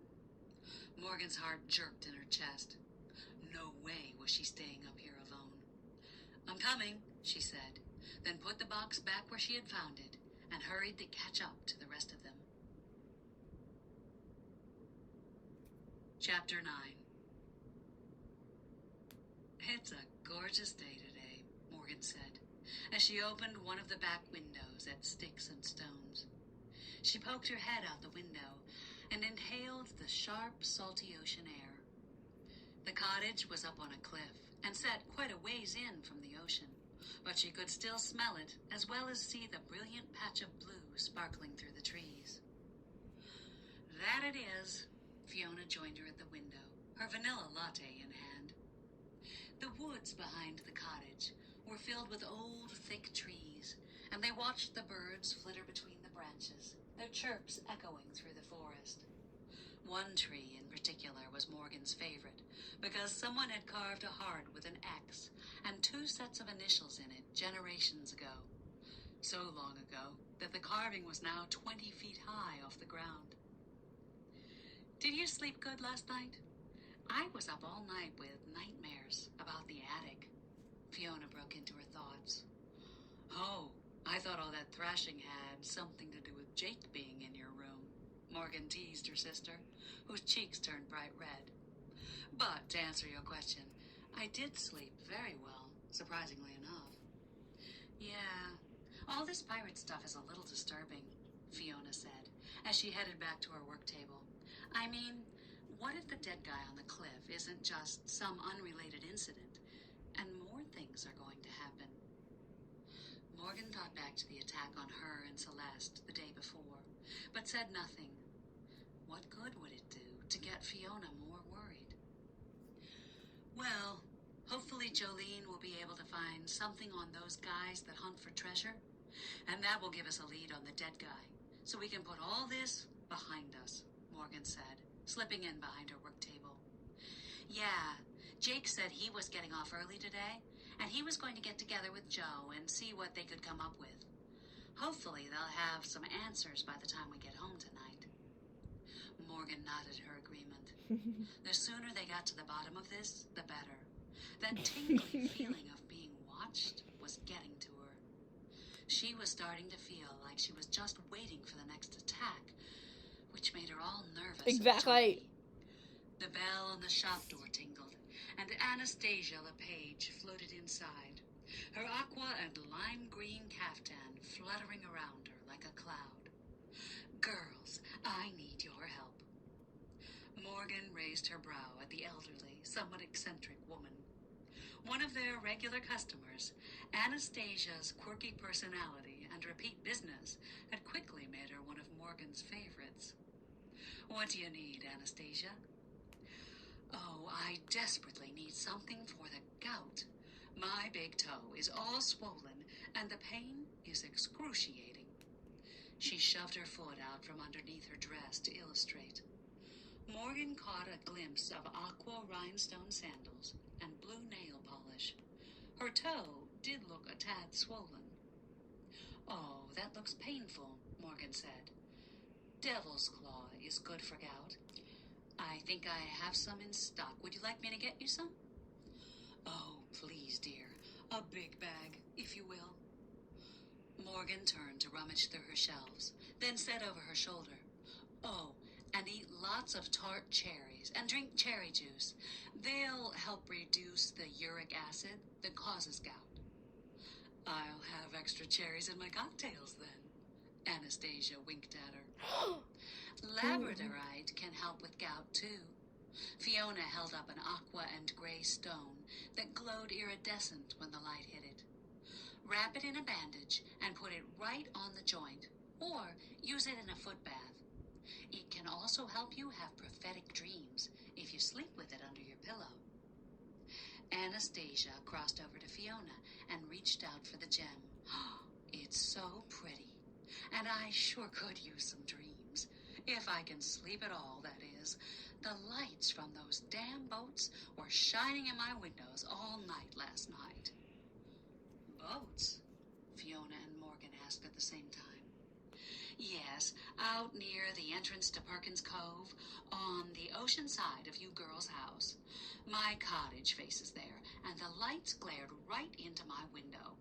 Woke me up about 2 in the morning. Back and forth. It went on for hours." Yes. Morgan and Fiona exchanged a look. None of the boats went out at that time of night, and they certainly didn't go back and forth in the mouth of the cove like Anastasia was describing. Could the boats have something to do with everything that was going on? "I can give you some chamomile and valerian for sleeping, if you want," Morgan offered. "Oh, that would be lovely. I hope those boats aren't back again tonight." "How many nights has this happened?" "Just last night, as far as I remember. Or if they were there previously, it didn't wake me up. I'll take this lovely stone, too." Anastasia handed the labradorite back to Fiona, and the girls packaged up her purchases and sent her on her way. Morgan looked at Fiona as soon as the door shut. "We have to find out more about those boats. Do you think it could have something to do with the dead guy?" "Well, it's certainly unusual. Have you ever heard of boats out at that time of night like that?" "Nope, never. No lobsterman I know would be out in the dark." "Right. I think I'll look into it after work. It could turn out to be the lead we've been waiting for." Chapter 10. Morgan decided to stop down at Perkins Cove as soon as she got home to see if she could find out anything about the boats. If they had moored in the cove, the fishermen were sure to know about it. Perkins Cove was a cluster of weathered buildings set on a finger of land that had the ocean on one side and an inlet on the other. Once old fishermen's shacks, they had been turned into quaint shops that sold everything from sweatshirts to jewelry to clam rolls. The shopping area was shaped in a horseshoe. The cove itself was on one side of the horseshoe and dotted with boats, making a postcard-perfect scene. There was a cluster of shops in the middle of the U, and more shops on the other side, which backed up to the Atlantic Ocean. A white, wooden, self-serve drawbridge spanned across the narrowest part of the cove, and tourists delighted in walking across it in the hopes a tall boat would come in, and they could raise the bridge by pressing the button on one side. The shopping area was small, with about 14 shops, but tourists loved it. The street, which was barely wide enough for one car, was usually packed with window shoppers. The Blackmore house was just beyond the top of the horseshoe, at the very peak of land that separated the cove from the ocean. Gosh. Rather than try to find a parking spot, Morgan walked the short 1/8 mile from her house. The summer activity in the cove always picked up her spirits. Happy tourists, kids eating ice cream, shoppers buying souvenirs, and the smell of fried clams and seaweed made her smile as she made her way past the shops to the small parking lot reserved for fishermen that docked their boats in the cove. A couple of fishermen were gathered around the carcass of a giant tuna. Morgan joined them. "Hi, Brian. Is that your catch?" Morgan asked a tall, dark-haired man, one of her high school classmates. "Yep. Brian grinned with good reason. A tuna that size made for a nice payday. Hey, Morgan. Heard you had some trouble over at your place. This from Josiah Littlefield, an old weathered lobsterman Morgan had known since she was a little girl. Yeah, the guy on the cliff. Any of you know anything about him? Morgan glanced around the group, but they all shook their heads. Have there been any new boats docking in the cove the past few nights? She ventured. More head shaking. Have you guys heard anything about any boats trolling the waters on the ocean side near the cove? She raised her eyebrows at them. Are you thinking that has something to do with the body you found? Josiah asked. Yeah, one of my customers at Sticks and Stones said she saw boats going back and forth near the mouth of the cove last night, in the middle of the night. Who would do that? No one here would. Brian looked around the group. That's kind of crazy. I know. I was wondering if they moored the boats in the cove, whoever they are. Morgan, Brian, and Josiah turned to look at the boats stacked up in their moorings. No, nothing but the usual boats in there, Josiah said. And you haven't heard about any strange boat activity? No. Morgan took a deep breath and blew it out. Okay. Well, if you hear anything, let me know. The police haven't been able to identify the deceased, and it could be important. Sure, we will. Morgan turned back toward home, her stomach sinking. If the boats weren't moored in Perkins Cove, then where were they? Morgan trudged back to the house, barely noticing the sights and smells of the cove. She was so occupied with her thoughts of how she could find out more about the boats that she almost didn't notice a movement to the left by the stand of trees that lined the cliff. Almost. She jerked her head in that direction. Was someone over there? She stopped and squinted into the trees for a minute, but didn't see anyone. Continuing up the driveway, she chastised herself for being so jittery. It wasn't like her to get all jumpy over nothing. Inside, Fiona, Jake, and Jolene were gathered around Jolene's laptop in the informal living room, one of the smaller rooms in the 24-room home. This room was Morgan's favorite. She found the gray and blue decor to be soothing, and the view of the Atlantic Ocean from the large bay window stunning. The giant starfish, seashells, and rustic painted furnishings with overstuffed cushions made it comfy and homey. Fiona looked up at her as she entered the room. Did they know anything about the boats? Morgan shook her head. What boats? Jolene asked. One of our customers said she saw boats trolling around out there in the middle of the night. Morgan tilted her chin toward the ocean. Trolling around? What do you mean? She said they were going back and forth in a pattern around 2 a.m. The lights woke her up, Fiona said. I think I might know why, Jake cut in, and everyone looked in his direction. Jolene and I did a lot of research this afternoon, and one of the things that treasure hunters can do to look for sunken treasure is to ping the bottom with sonar or boat-towed marine metal detectors. If those boats were going back and forth in a pattern, then that could have been what they were doing. And if it's the treasure stealers, then that would explain why they were doing it at 2 in the morning. They didn't want anyone to know, Jolene added. Morgan glanced out the window at the Atlantic. Had there been a sunken treasure just a stone's throw from their house all this time? What else did you guys find out? Morgan asked. Well, there really isn't much online about these treasure pirates. They're sort of an underground group. Well, actually, there are several groups. They get leads on where there might be some treasure, and they try to go and steal it. They are very secretive because they don't want anyone to know what they are after or even to know they have it once they get it. Jolene looked up at Morgan, her ice blue eyes turning serious.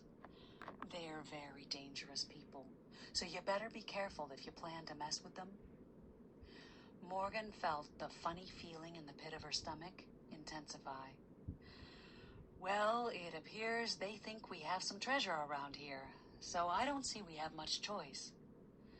Yeah, if only we knew where it was. We could sure use the money ourselves. And if we found it first, that might solve our problems with the treasure stealers and the tax office. I think we might be able to help with that, Celeste said, from where she stood in the doorway with Cal. What do you mean? Morgan raised an eyebrow in their direction. I showed Cal the code from the journal, and he says it's something called a book cipher, Celeste said. Basically, the words in the journal indicate the chapter, verse, and word in a second book. You use the second book, which is called the key, to decode what the journal says, Cal added. So we need the second book to decode it? How do we know which book it is? Cal ran his fingers through his hair. Well, it would have to be a book that was as old as or older than the journal. We need to look at the journal and see if it has a date, then try out any other books we can find that were published near that date. It's really a long shot that you'll have the key book here. Morgan felt a spark of enthusiasm. Judging by the contents of the attic, her ancestors never threw anything away. There were a lot of books up there, and she had a gut feeling the key book they needed was among them. And she was learning her gut feelings were usually right. Well, let's get a move on, she said, heading for the stairs. That journal could lead us to the treasure, and if there's a treasure out there from the Ocean's Revenge, then it belongs to us. I don't know about you guys, but I'm not going to sit around doing nothing while some treasure-stealing pirates take it right from under our noses. Morgan sprinted up the stairs to the attic, the others close behind. They headed straight for the bookshelf where the journal was. No one was surprised to find Belladonna lying on top of it, watching them lazily. Let's see if this thing has a date, Celeste said, taking the journal gently from the shelf. Cal cringed when she opened it and leafed through the brittle pages. You should think about wearing gloves when you handle that. The oils from your fingers could damage it. Oh, Celeste looked down at her fingers. I didn't think about that. Lucky for you, there's a pair right here. Fiona picked up a pair of white lace gloves from a pile of antique clothing and handed them to Celeste.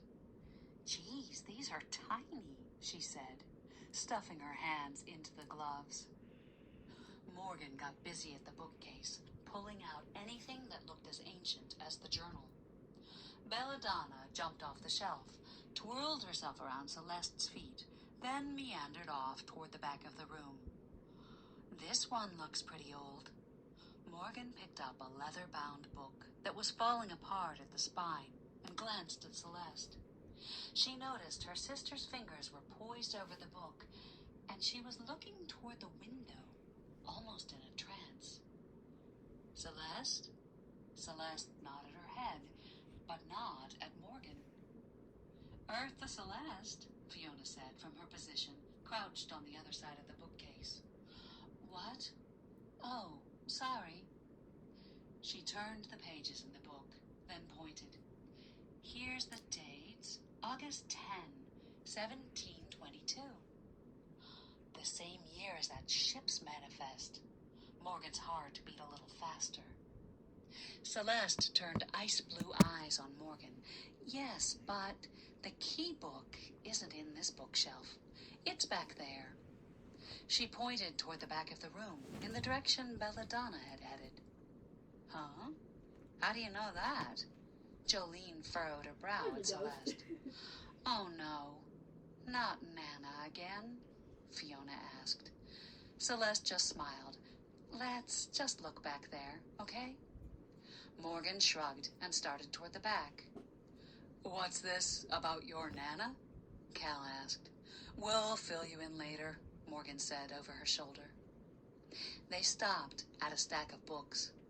She was half expecting Belladonna to be there, pointing at the book with her tail or something, but the cat was nowhere to be seen. She looked through the stack. The top ones were canvas-bound. The books toward the bottom of the stack had leather spines. She carefully moved the books off the top and handed the leather ones out to Fiona, Jolene, Jake, and Cal. She took the last one for herself, and Celeste bent over her shoulder. This one's dated 1795. Too new. Cal put the book down gently on the pile.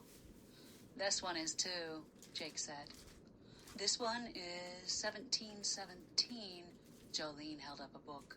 The binding was cracked and dusty, the pages thick and rough. Cal took the book. It's a poetry book, perfect for a cipher key. Do you think that's the key? It could be. We might as well try it, right? Morgan felt a tingle run through her veins. Finding a treasure would be cool. But would that help her find the killer? She glanced out the attic window at the ocean. It had grown dark, and the sea was black. The full moon's light sparkled on the caps of the waves. There were no boats out there. Yet. You guys go ahead and work on deciphering the book, Morgan said. I'm going to keep a watch and see if those boats show up again. Maybe I can get a name or a registration number. We still need to get a handle on the killer. And I have a funny feeling the closer we get to finding a treasure, if there even is one, the more dangerous it could be for us. Morgan caught the look from Celeste. She was almost certain the attack the other day wasn't a random mugging, and from the look her sister was giving her, she felt the same way. And everyone, please be careful. Morgan looked around. These were the people she loved most in the world. Her heart ached at the thought of anything happening to one of them. If the treasure pirates Jolene told us about are the ones who killed the guy on the cliff, and they're after pirate treasure on our land, then I'm pretty sure they won't think twice about killing one of us to get it. Chapter 11. Morgan jerked awake in the dark, her heart pounding against her ribs. Was that a noise or a bad dream? She glanced out the window of the turret room toward the Atlantic. So hard. No boats were out there. Looking at her watch, she saw it was 1:45. And then she heard it again. It came from the ground floor, smashing glass and loud voices. She was up from her seat in an instant and running downstairs. She skidded into the living room at the same time as Fiona and Jake. It was pitch black, and Morgan could only see shadowy figures. There was a fight going on, but she couldn't make out exactly who was fighting. Someone grabbed her arm, and she reached behind her, grabbing a thick crystal vase she knew was on the sideboard. She swung it toward her assailant and was rewarded when they let go of her, uttering a string of curse words. The moonlight filtered in through the smashed side window, and her eyes strained to adjust to the dark. She could see men in dark clothing, some with ski masks. Surprisingly, it seemed like they were fighting each other. How many people were in here? She glanced around in time to see Celeste's blonde hair. One of the masked men was reaching for her. Celeste, look out! Morgan bolted across the room and launched herself at Celeste's assailant. He went down in a heap on the floor, Morgan on top of him. She kicked at him as he tried to grab her. Out of the corner of her eye, she saw someone push over the china cabinet with a resounding crash. Broken glass and china spilled out all over the floor. Belladonna ran hissing from the room. Someone grabbed her by the waist and pulled her back. She squirmed around, clawing at him, trying to get in a good position to inflict some damage, but he was too strong. Her heart raced as she kicked back, but her efforts only resounded in a muffled grunt and a tighter hold on her. Hey, I'm not going to hurt you. I'm here to help you. Morgan froze in mid-kick. She recognized that voice. Spinning around, she yanked off the mask. Her heart jerked wildly in her chest when her eyes confirmed what her ears had already told her. The man holding her was her high school sweetheart, the man who had left her a decade ago, Luke Hunter. She pushed away from him, hauled her arm back, and slapped him across the face as hard as she could. Luke's hand flew up to his cheek. She still had a mean slap. He wasn't sure what stung more, his cheek or his heart. It wasn't exactly the greeting he'd been hoping for. He could hardly blame her, though. Showing up like this, after all these years, she was sure to be mad at him. What are you doing here? Morgan backed away from him, and he stood where he was, even though he ached to go after her. Aww. Like I said, I'm here to help you. What are you talking about? You broke into my house. Morgan spread her arms to indicate the chaotic room. The lights had come on, and Luke could see smashed glass, broken windows, and 5 of his men dressed all in black, wrestling 2 other men into handcuffs. We didn't break in. Luke nodded toward the 2 men being forced into the cuffs. They did. We just followed them in so we could capture them. The Blackmore sisters huddled against the opposite wall, staring at him with wide eyes. Luke Hunter? Fiona's eyes darted from Luke to Morgan. Luke spread his hands. In the flesh. But what are you doing here? I thought you were in Afghanistan or something. I was. My tour ended, and now I'm back. Well, for a little while. He glanced over at Morgan, who was shooting daggers at him from her eyes. Luke is Morgan's, he grew up here. Fiona turned to explain to a man who was standing with a protective arm around her. Luke wondered who he was, but figured it wasn't the time for him to ask questions. He couldn't help but smile when he noticed there was no man with a protective arm around Morgan. So, what is he doing in your house in the middle of the night? The man stepped forward. Yeah, what are you doing here? Morgan stood with her hands on her hips, looking ridiculously cute in pink pajamas with French poodles on them. And who are these other guys? The blonde, who Luke recognized as Celeste, said. She had only been a teenager when he'd left, and she'd grown into a beautiful woman. Not as beautiful as Morgan, though. Luke rubbed his hands through his day-old stubble. Morgan used to like that stubble. He found himself wondering if she still felt anything for him, then immediately pushed those thoughts aside.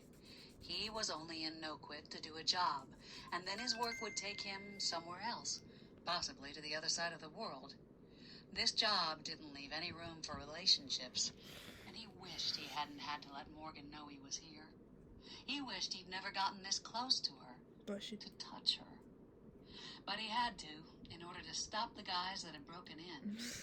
And now that he had, he let out a long breath, wondering how to explain just why he was there. He decided the simplest way was the best.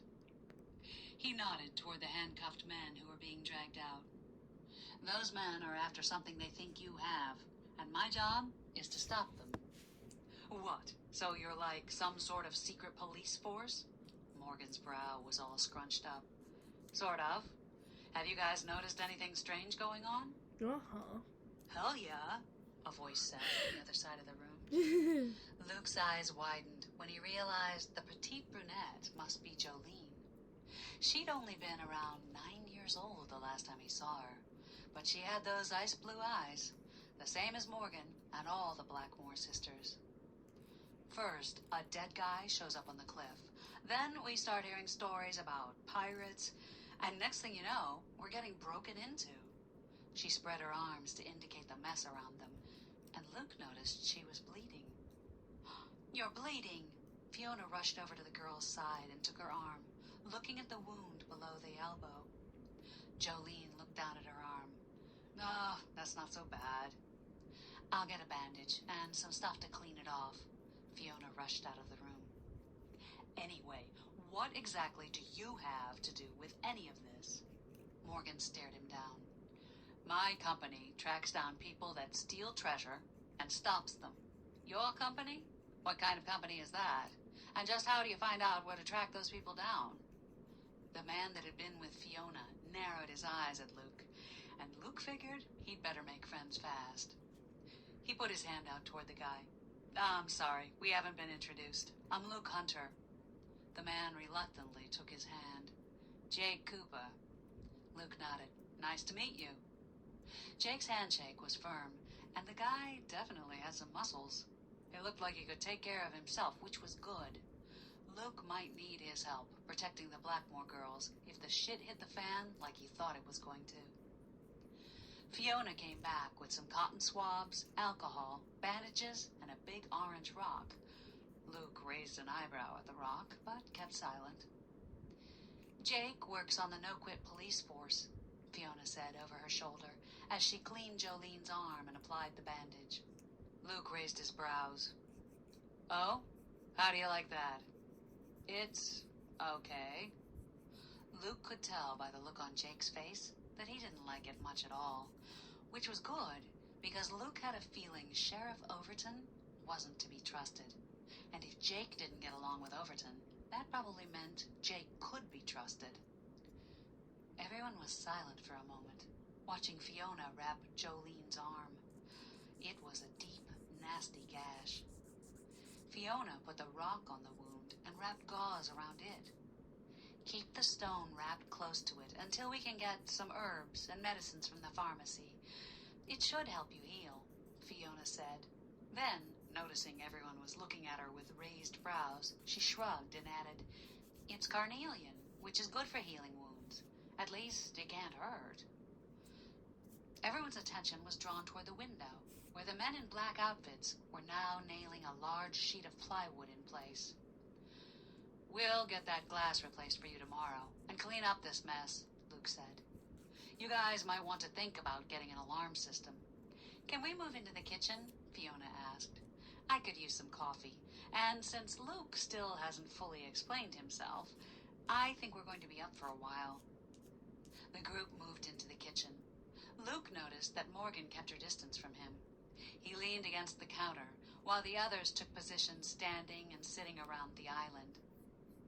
Fiona grabbed some mugs from the cabinet and popped a K-cup in the coffee maker. So, Luke, you were saying? Celeste gestured for him to continue the explanation he'd started in the other room. Yes, tell us more about your company, Jake said.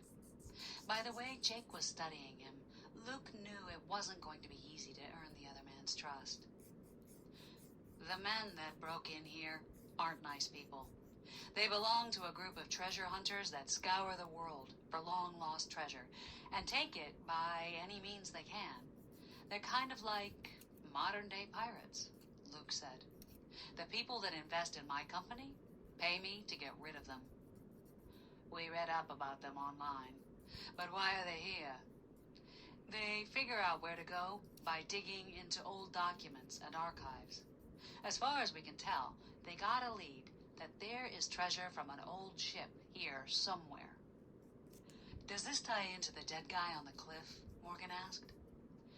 There are two groups of treasure hunters here in town. Rivals. One of the groups killed a member from the other group as a warning to back off.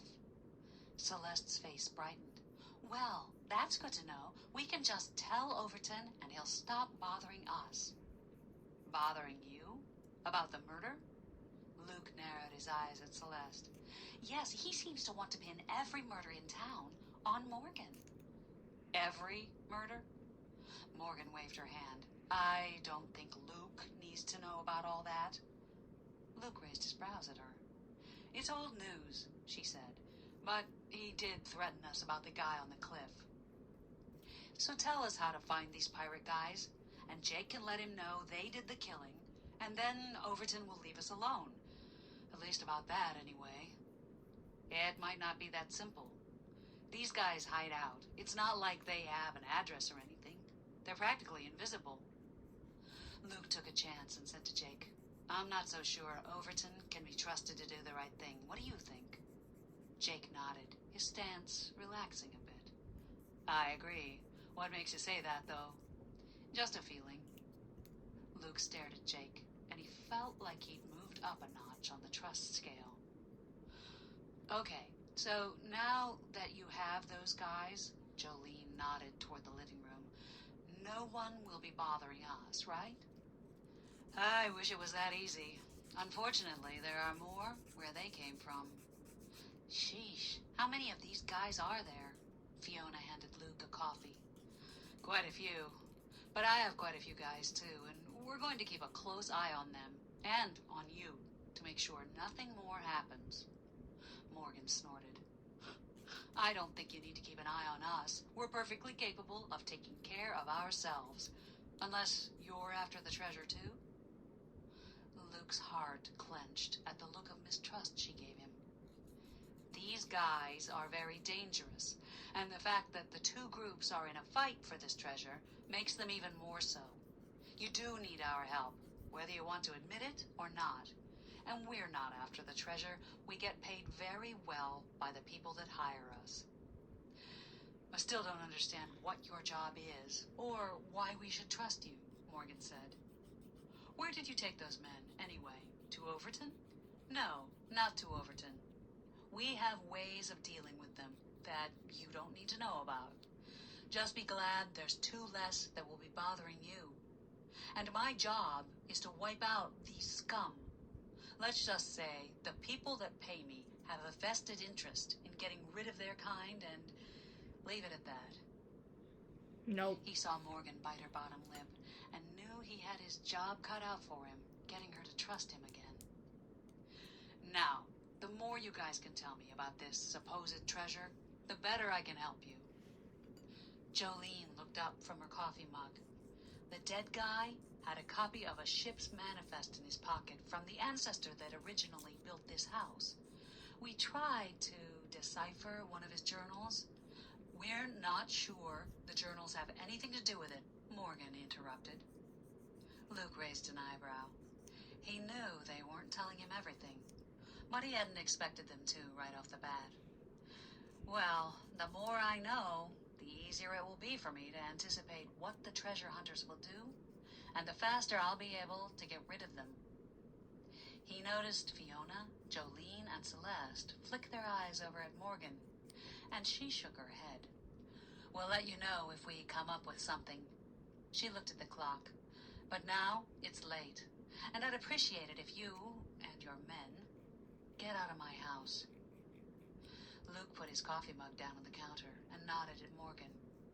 We'll get out of your house, but we'll still be watching. Those guys will make another attempt. Probably not tonight, but soon. He paused, his heart skipping a beat as he looked directly into her ice-blue eyes. I know you know more than you're letting on, and I understand why you don't want to open up to me.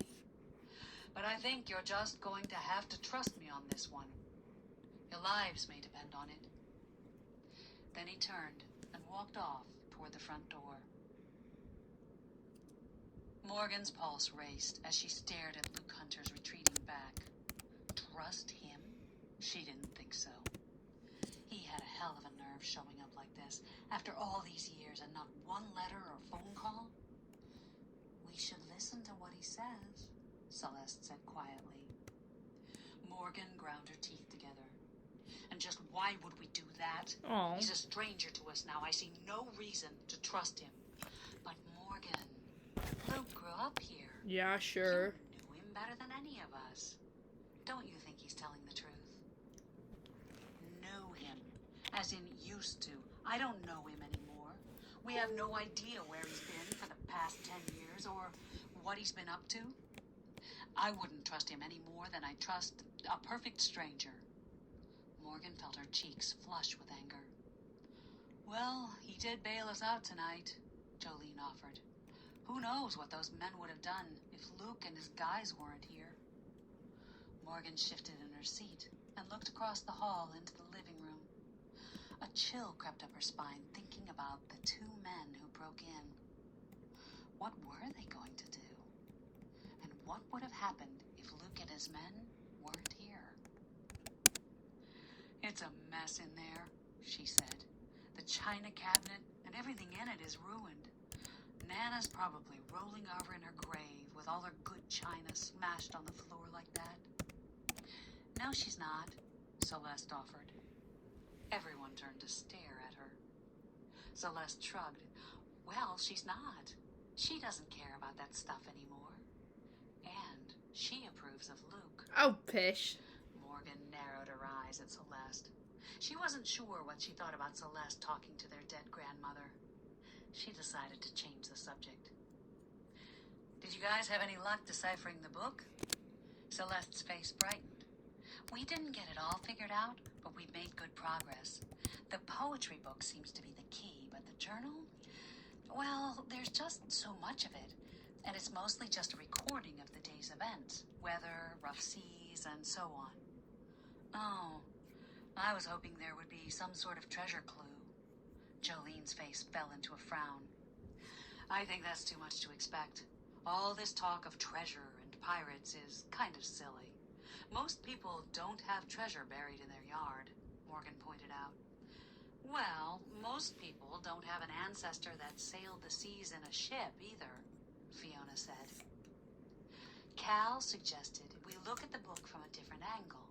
Try to find text that isn't in the format of the Daily Journal. There could be a clue.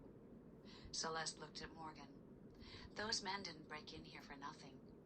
I think you might have to admit there might be something to all this treasure stuff."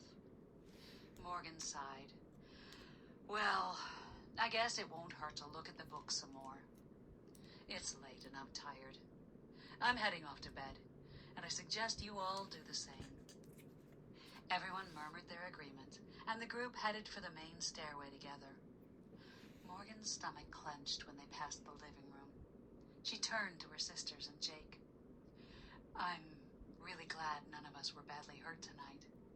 "Me too," Fiona added, then glanced at Morgan out of the corner of her eye.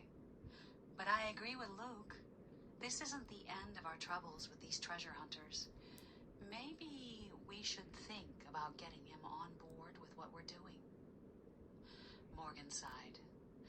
"Maybe. Let's see how it goes. I still don't see why we need him, and I wouldn't trust him as far as I could throw him." "Yeah, we should think it over carefully," Celeste said as they made their way up the stairs.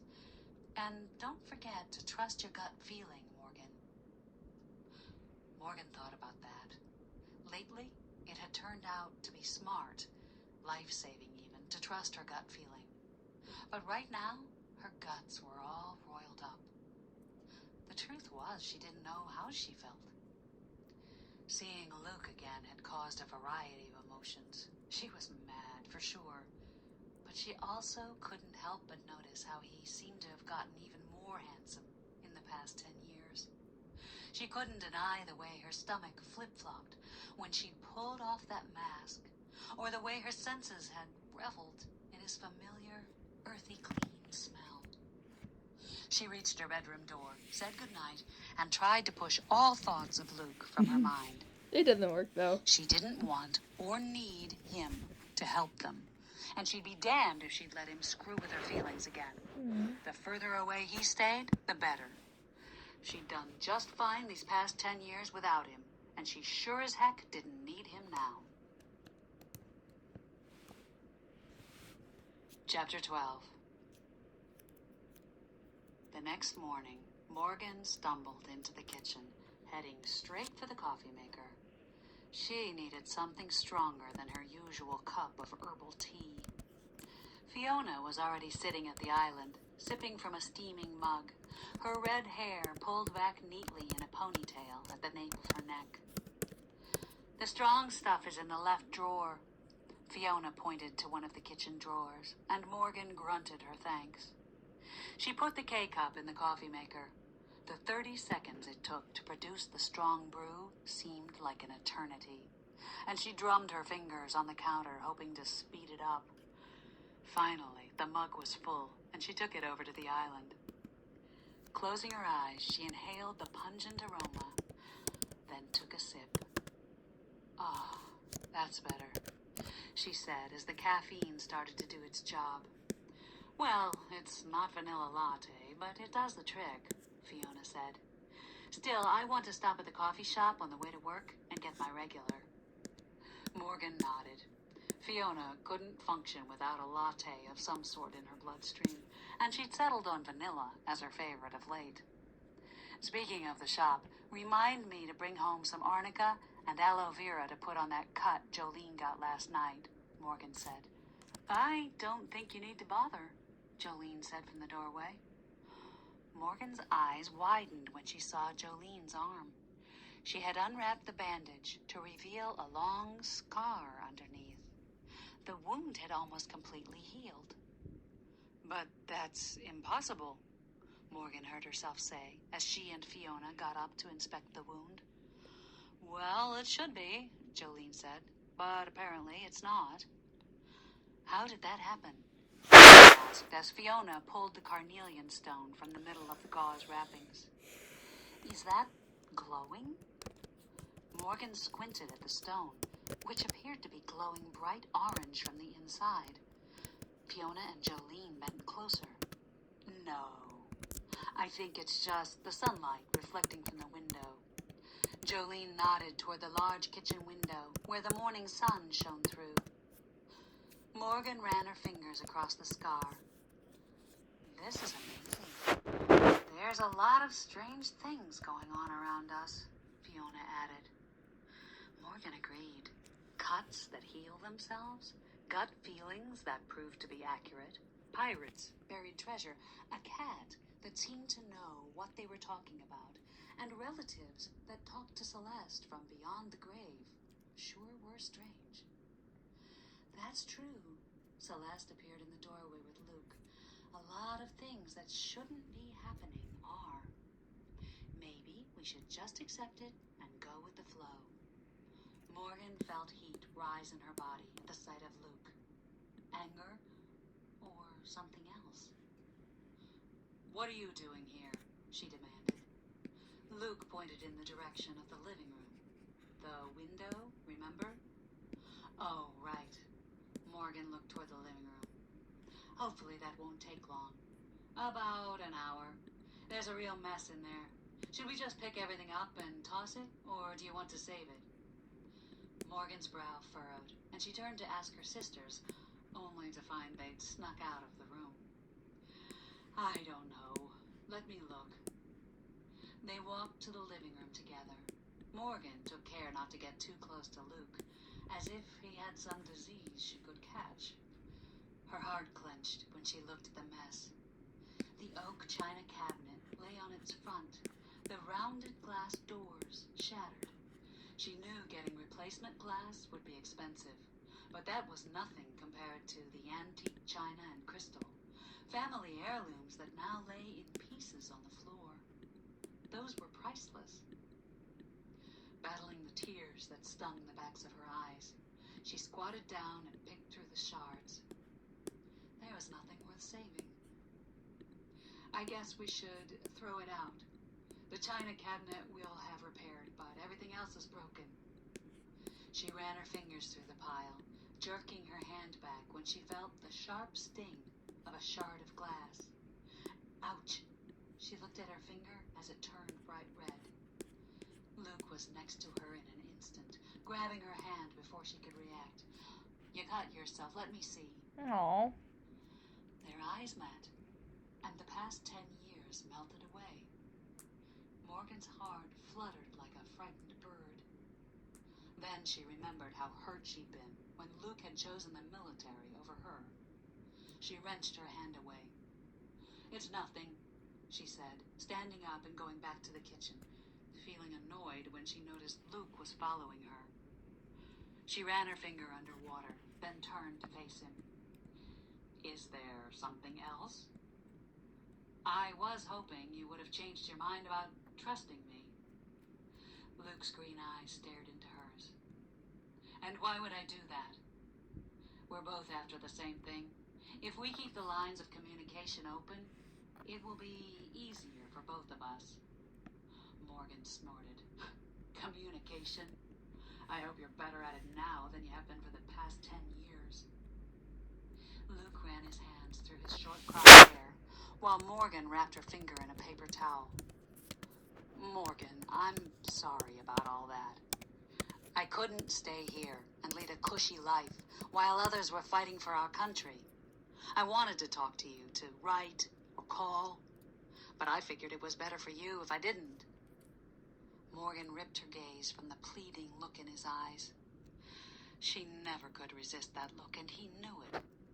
He was probably using it on purpose now, to get her to tell him about the treasure. Well, I didn't need you to decide what was best for me then, and I certainly don't need you to do it now. She started toward the stairs, turning to look at him over her shoulder as she left the room. I trust you can show yourself out? Then, before the tears that were threatening could fall, she ran up to her room. Chapter 13. Morgan breathed a sigh of relief when they pulled into the driveway after work. The day had been torturous. She was overtired and couldn't concentrate on anything. She'd had to toss out several herbal mixtures because she'd made them wrong. And the worst part was, unwanted thoughts about Luke kept forming in her mind, no matter how hard she tried to stop them. When Celeste called to announce that she and Cal had found something in the journal, it was just the excuse Morgan and Fiona needed to close up early for the day. As she walked up the porch steps into the house, Morgan felt a tingle in the back of her neck that was starting to become all too familiar. She whirled around, but no one was there. Was Luke watching her? Or the bad guys? Inside, Jolene, Cal, and Celeste were huddled over a piece of paper on the kitchen island. I hope you guys can help us decipher this poem. It's a haiku, Celeste said. Morgan and Fiona crossed over to the island, and Celeste slid the paper around so they could read it. Those seeking the map find joy in the turtle's dome and under the rhomb. Morgan's brows mashed together. Huh? What's this mean? That's what we're trying to figure out, Jolene said. Turtle? What turtle?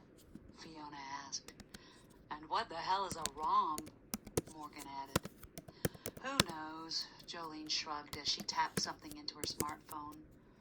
Oh, here it says it's another word for rhombus. You know, the geometric figure. Morgan raised her brows. This poem doesn't even make any sense. Could it be another code of some sort? It could, Cal said. Don't forget, it was written long ago and probably meant for someone who would understand the hidden meaning. The important thing is it seems to verify there is some sort of map. Celeste pointed to the first line of the poem. Or was, Morgan said. Right. Now, if we only knew what it meant by Turtle Dome, we might be onto something. Jolene settled back into her chair with a sigh. Morgan felt something niggle at the back of her brain. Turtle. Dome. Why did that seem familiar? Morgan snapped her fingers. I've got it. She ran for the stairs to the attic, with everyone following. At the top, she surveyed the space, trying to remember where she had seen the little trunk. Mew. She should have known Belladonna would be up here, and she followed the sound. What is it? Fiona's slightly out-of-breath voice came from behind her. I saw a domed box when I was up here before, and I think it was made of tortoise. That could be the turtle's dome mentioned in the poem. The cat led them to an alcove, and Morgan's heart clenched when she saw the box. She reached down and picked it up, holding it in front of her for the others to see. Cal reached out, and she handed it to him. This is really old, Cal said. It definitely could be from the era of the poem.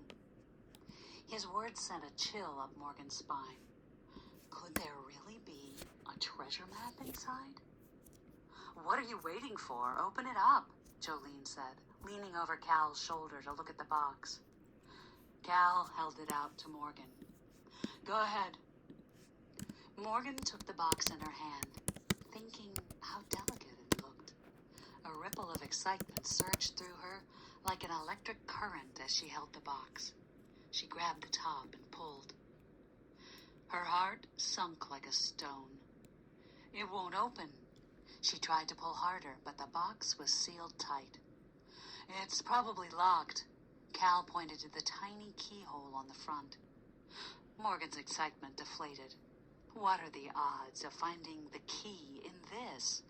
She spread her hands to indicate the vast space. Let me see. Jolene held out her hand, and Morgan placed the box in it. Jolene squinted at the lock, turned the box this way and that, then rummaged in an open trunk that was sitting on the floor. She pulled out an antique hairpin, which was about 8 inches long and had a large pearl on the end. She stuck the pin end into the keyhole, wiggled it around, and the box popped open. Morgan's heart dropped when she looked inside. It was empty. Hey, where'd you learn to do that? Fiona furrowed her brow at Jolene. Oh, I've been looking into some private investigator stuff online. Just a little trick I picked up. Jolene shrugged. Figures, it's empty, Morgan said. I guess it was silly to think an old treasure map would still be in here after all these years. It's a nice box, though. Celeste took the box from Jolene. Very nice, and very valuable, Cal said. Morgan shrugged. I guess we should put it back. Wait, Cal said. A lot of times, these old boxes had false bottoms. Morgan peered over Celeste's shoulder into the box. It doesn't look like it has a false bottom, she said, bending down to look at the box from underneath.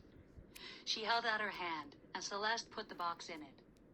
The inside bottom was an indigo blue velvety material, worn and faded over the years. She could barely make out the pattern, oddly shaped diamonds in gold. A jolt of electricity shot through her heart as she remembered the last line of the poem, and under the rhomb. She jerked her head in Jolene's direction. What shape is a rhombus? Jolene made a face. I think it's like a diamond with equal sides or something. Why? Morgan didn't answer. She was too busy ripping out the velvet lining. Her stomach flip-flopped when she saw the aged parchment underneath. Gently, she reached into the box and pulled it out. Celeste, Fiona, and Jolene gasped as she held it up by the corner. It's the map. Careful, that looks awfully brittle, Cal said. Let's bring it over to this bureau. He indicated a large Eastlake-style bureau a few feet away, and Morgan carried it over and spread it out on the marble top.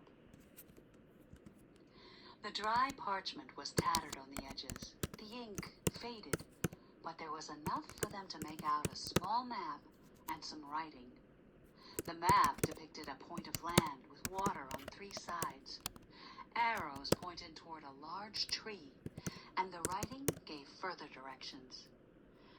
That looks like our land. Fiona looked out the window. Yes, Jolene pointed excitedly. Here's the Atlantic on this side, and the channel leading to the cove on the other. There's no big tree there, though. Maybe there was a tree 300 years ago, Celeste offered. We need to copy this so that we don't damage the original, Cal said. Right, Morgan agreed, looking around for a paper and pencil. There's a paper and pencil over by the bookcase where I copied some of the journal, Celeste said, and Cal started off in that direction. Do you really think this is our yard? Fiona asked. Sure looks like it. Jolene's eyes sparkled as she studied the map. There could be buried treasure right out there, Celeste pointed out the window. Morgan looked out to where Celeste was pointing, a familiar tingle forming in her lower belly.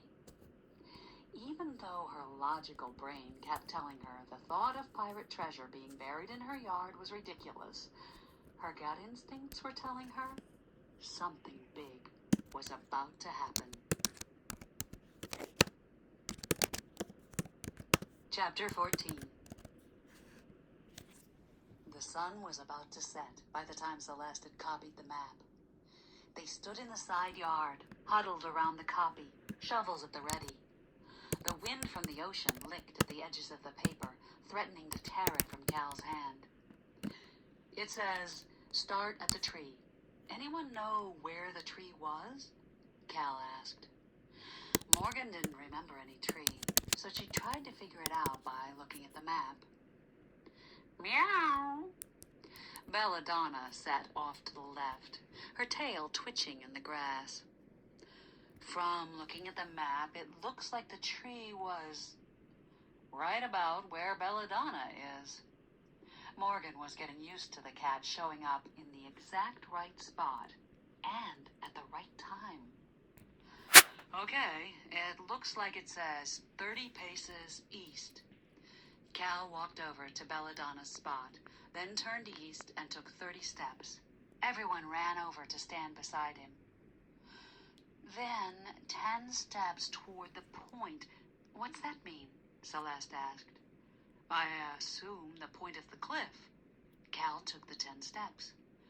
Now, 3/4 turn as the sun rises. Does that mean toward the east? That's where the sun rises, Jolene said. I guess so. Let's try that. Morgan watched Cal turn, then take a few more steps indicated by the directions on the map. After a few more turns and paces, he stopped. Well, if I follow the directions correctly, this is the spot. Cal pointed to an area of grass right in front of him. The 5 of them looked at each other uncertainly.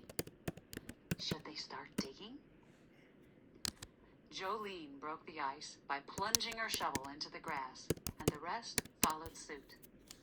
Morgan jabbed her shovel into the rocky ground. It wasn't as easy as she thought it was going to be, and she had to jump on the edge of the blade in order to get it to sink in. She removed a small shovelful of dirt and placed it aside. How deep do you think this thing is buried? Cal shrugged. Who knows? Probably not too deep. I mean, it's not like whoever buried it in 1722 had machinery.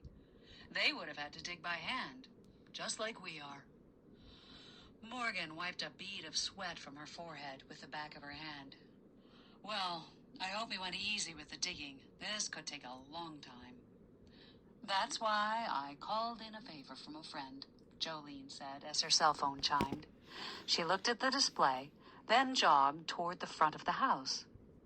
Morgan raised an eyebrow at Fiona, who shrugged and continued digging. Morgan's enthusiasm waned as she looked in the hole. I don't see any sign of treasure, she said. We're not that far down yet. Fiona's words were cut off by the sound of an engine coming from the side of the house, and Morgan turned to see Jolene directing a small bobcat bulldozer toward them. She gladly set her shovel aside and waved them over. This is the favor you called in? Yup, Jolene said. It pays to have friends that owe you. This is Randy. Jolene went through the round of introductions between her sisters, Cal, and the bobcat operator.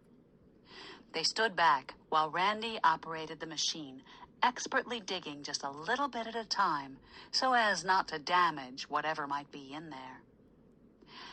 Out of the corner of her eye, Morgan could see Belladonna about 15 feet away, watching them, her tail flicking animatedly. She tried to focus on the digging, but her attention was drawn more and more toward the cat, who was now digging furiously. Morgan walked over and squatted next to her. What are you doing, Belladonna? Meow! The cat glanced over at her, then resumed her frenzied digging.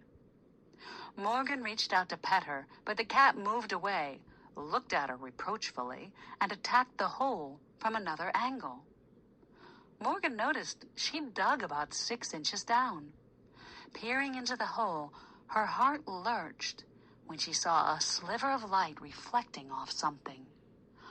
What was that? She reached into the hole, and Belladonna sat back on her haunches, proceeding to clean the dirt from her front paws. Morgan's fingers closed on something cool and smooth, about the size of a quarter. She pulled it out. Adrenaline shot through her body as she held it up to the light. The fading sun glinted off the small round object like it was gold. Morgan's heartbeat quickened when she realized it probably was gold. But what was it? She laid it flat in her palm to take a better look. It looked like it could be some sort of coin, but the edges were unevenly cut. There was writing and images on it, but they were well worn. One side had what looked like a cross in the middle, the other a grid, which reminded her of tic-tac-toe. "Hey, guys?" She rose to her feet, holding the coin out for them to see. Cal's eyes grew wide. He came over and held his hand out for the coin. "Where did you get this?" "In the hole Belladonna was digging." Morgan gestured toward the hole, and Cal looked down at it, then back at the coin. "This is an 8 escudo, a gold Spanish coin. It dates to the early 1700s. This thing is worth about 10 grand. Holy cow. Morgan looked at the Just bobcat, one of those? then down at the little hole that had produced the coin. "Do you think we could be digging in the wrong spot?" "I don't know. We're digging where the map said." Cal rubbed his chin. "Unless the map was in some sort of code, like instead of going right, we should have gone left." He whistled toward the other group, and they stopped and turned to look at him. "Hey, bring that thing over here. Morgan found something." He held up the coin, and everyone came over to admire it. "I found it in this hole. We should dig it out, just in case there's more." "What made you decide to dig over here?" Fiona asked. "I didn't. It was Belladonna." Morgan nodded toward the cat, who was now laying on the top granite step at the kitchen door. Fiona raised an eyebrow, and Belladonna stared at them, flicking her tail. The bobcat started up, and Cal directed the operator to dig slowly, only a little bit at a time.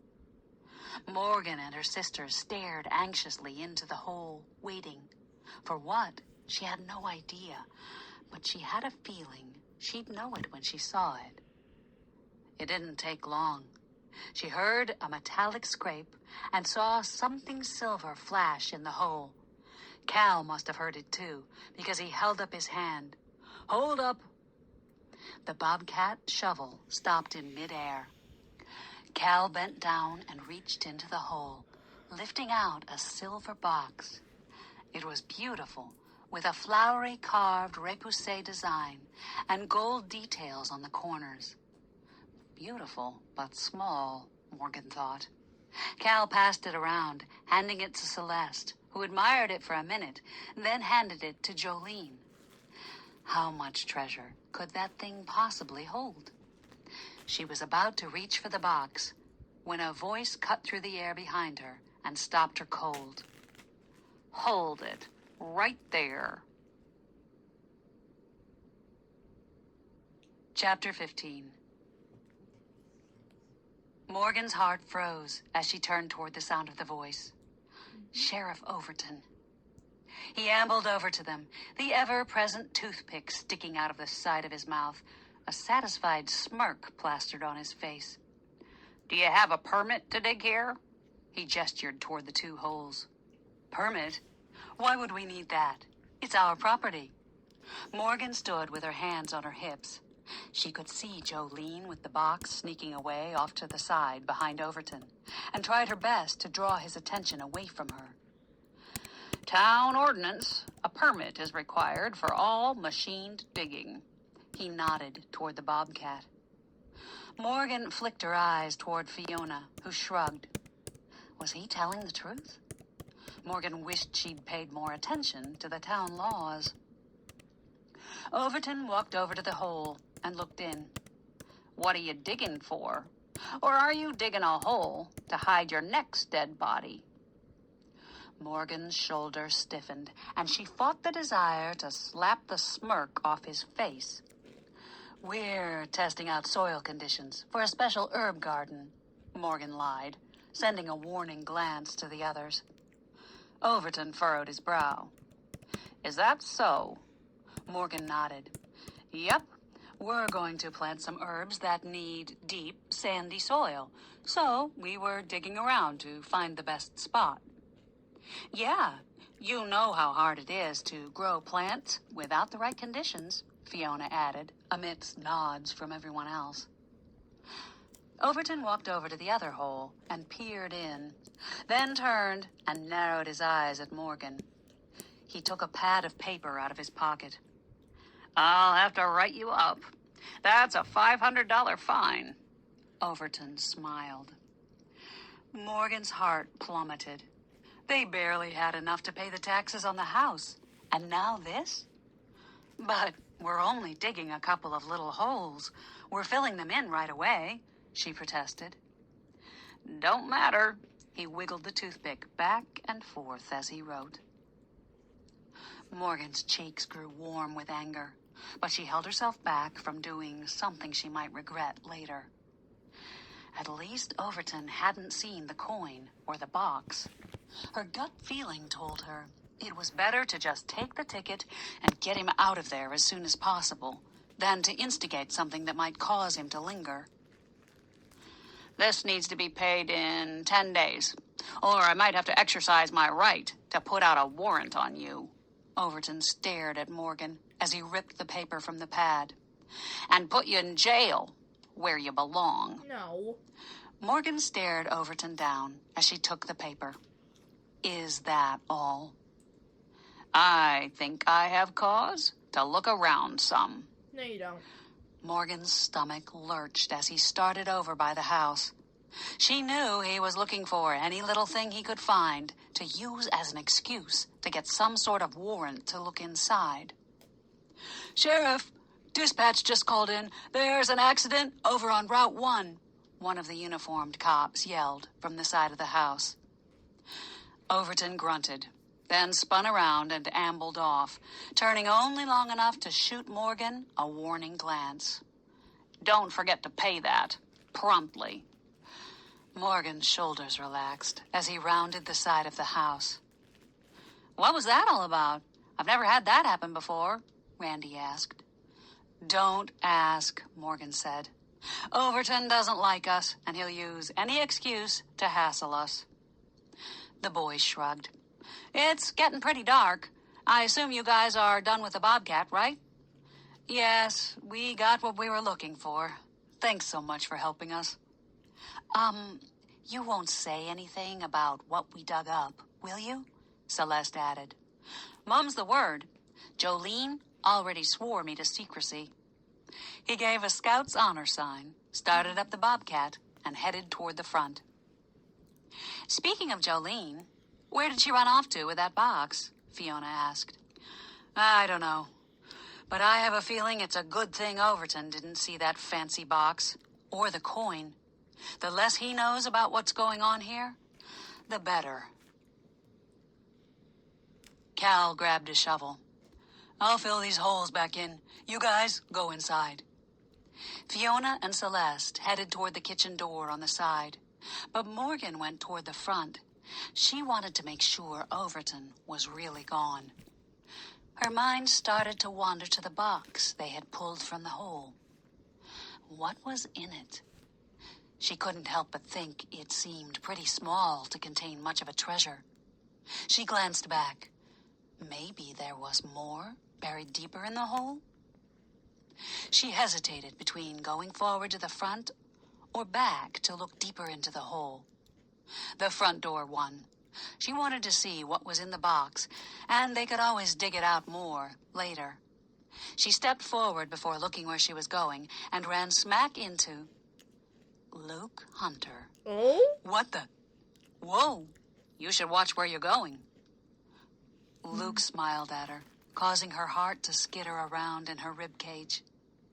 He had put his arm on her waist to keep her from toppling over, and she noticed he hadn't bothered to remove it. It felt familiar, exciting, and annoying, all at the same time. You scared the crap out of me. You shouldn't sneak up on people like that. She took a step backward, and Luke dropped his hand to his side. Sorry, I saw the ruckus and wanted to know what was going on. Luke thrust his chin toward the holes. Morgan bit her bottom lip. Should she tell him? No. She didn't want to. Probably because she was still hurt about the way he left 10 years ago. She felt like he'd betrayed her then and didn't see what would stop him from doing it now. Then again, he had saved them the other night, and he was too smart to accept the lame gardening excuse she'd given to Overton. We found a map in the attic. A treasure map, she said. Luke raised his eyebrows. And did you find a treasure in one of those holes? Morgan shrugged. Not really. We found a coin and a small box. Luke cursed under his breath, making Morgan's stomach clench. What? She narrowed her eyes. Was he mad they found something, or mad that it was so small? I'm sure those treasure hunters are watching you from somewhere. Luke glanced out into the Atlantic Ocean. They probably saw that you dug something up, and now they will be coming after you for it. Well, they already broke into our house once. I figured they'd be coming back. Morgan looked out at the wooded area, then past it to the ocean. Was there a boat out there, beyond her scope of vision, with high-powered binoculars trained on her house?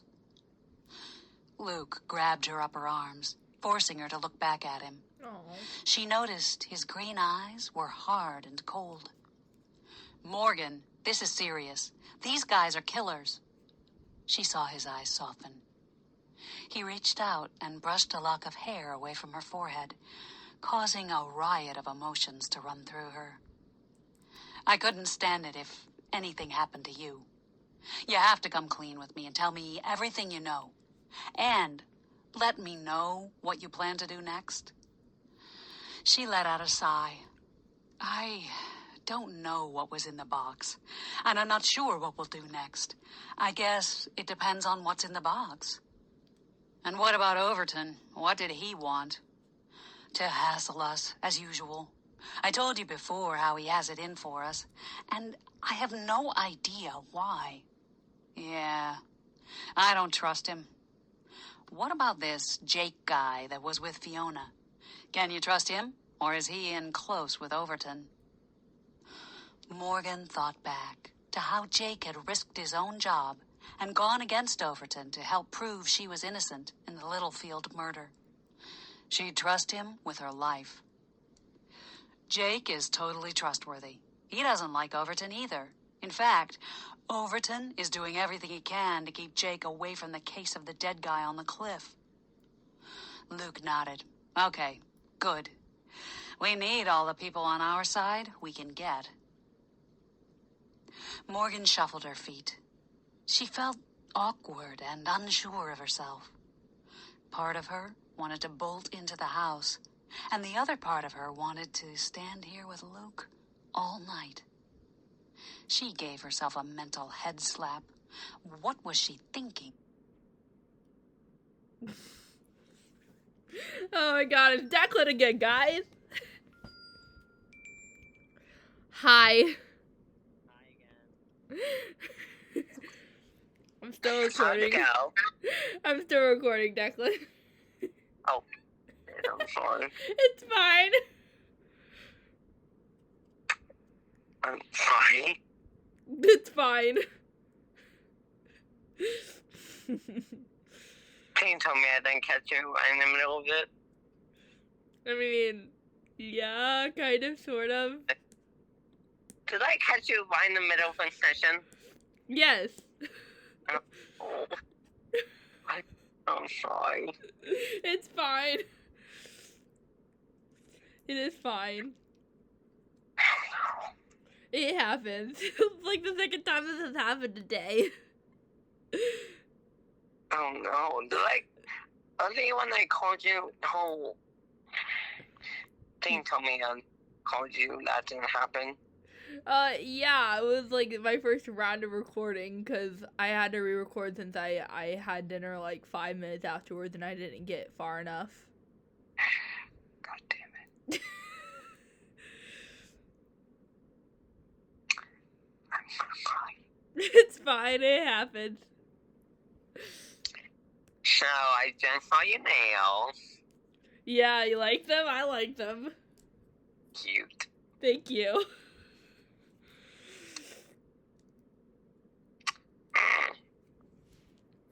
Been getting used to them. It feels weird having them on because they're a lot longer than my normal nails.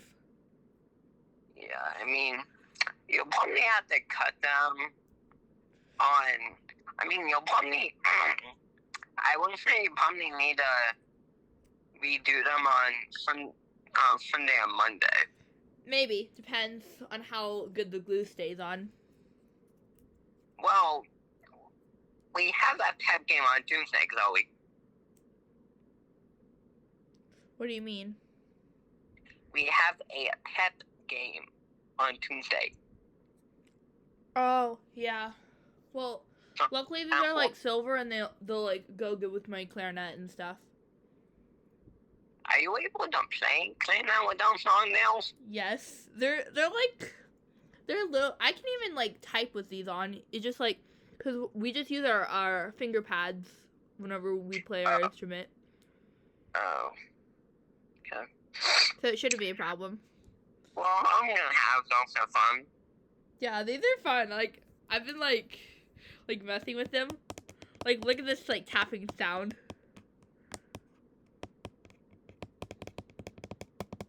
Okay.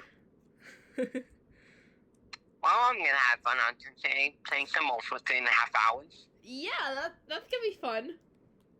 Yeah, actually, if I wasn't tired last time of doing that. Yeah, you know what? I actually might have an issue with that because I didn't bring my clarinet home.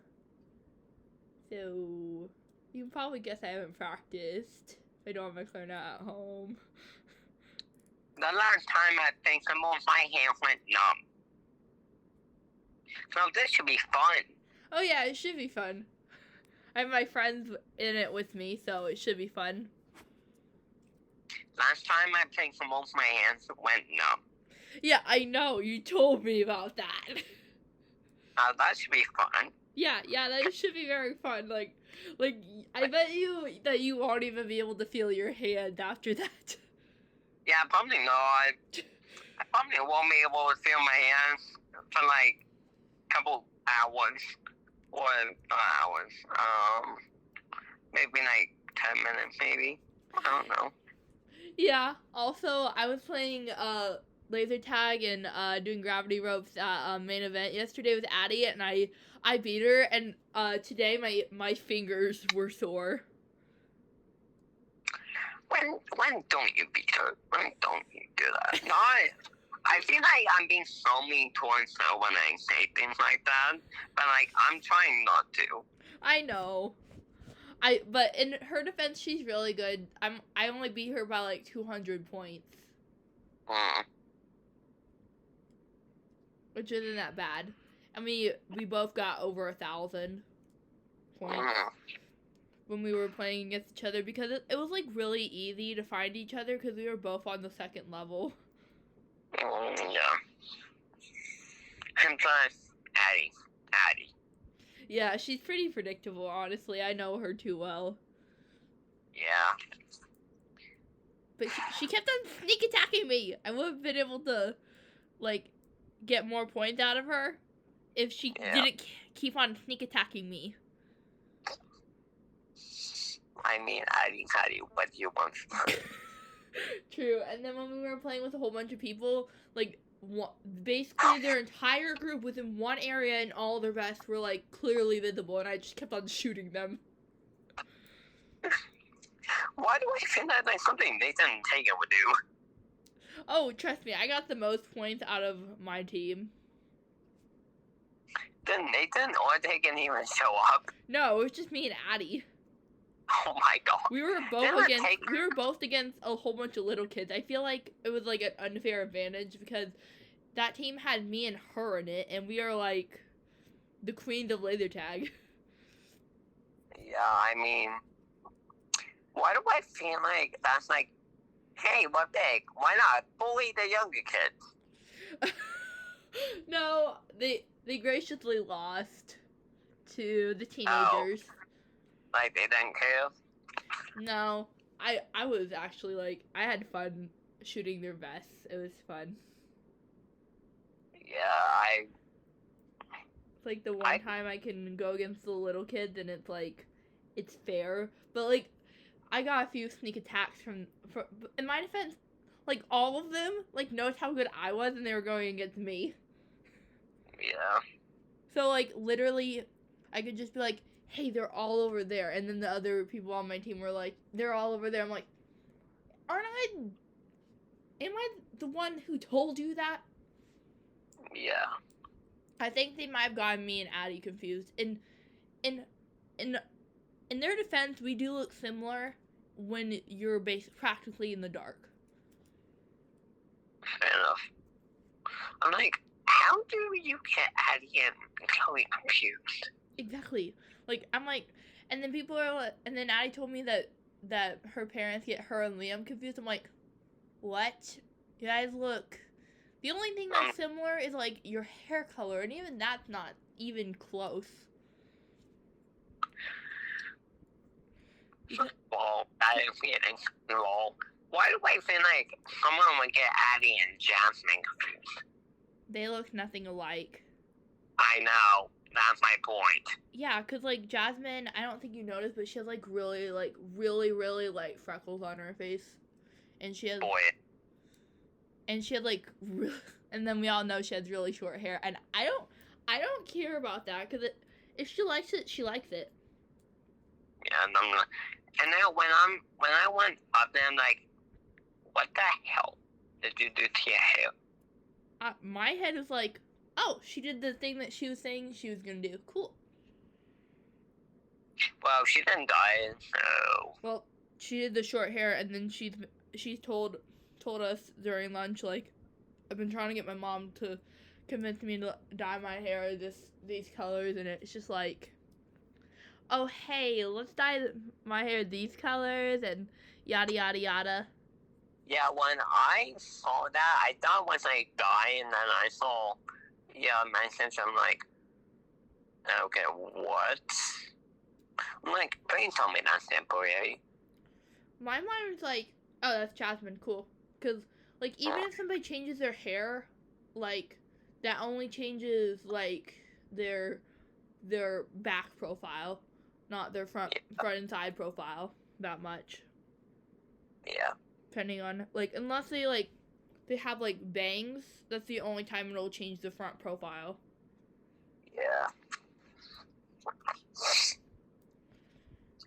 And sometimes whenever people dye their hair, why do I feel like that has something to do with them, like, changing their personality a bit? Like, not that much, but you can, like, they don't change it that much, but there's just a little bit of change that you can actually tell that they've done it. Yeah, I don't mind it. It actually, in certain cases, it adds something to their personality. Yeah. Because I don't know why, but, like, the part, like, how my hair felt, like, with the chalk in it, I actually felt really great with the purple and pink chalk in my hair last night. Okay. Yeah, it was really good. I honestly want, like, a hairstyle where it's, like, pink and then it fades into, like, this purple or the other way around. I don't know which one I want, but I want either pink fading into purple or purple fading into pink. Honestly, I feel like pink fading into purple would be the best. Because something about that sounds like, okay, if I'm choosing between either one of those, I'm going to want the pink fading into purple. Yeah, but the problem is it's, like, you have to like dye your roots, and I don't want to do that because it can damage your hair. Yeah. Cause I like having my hair dyed, but like I don't want to damage the roots of my hair. I want to keep my hair dyed, but also not damage the natural part of my hair. Yeah. And then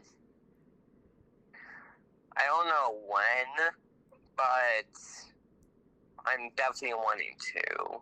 Some point in 2025, I'm definitely wanting to dye my hair. Okay, that sounds cool. What kind of colors? That's a problem. I don't know. Well, my suggestion is to go with like a cool tone because like you can wear whatever color you want, and it wouldn't like make your hair look weird. Yeah.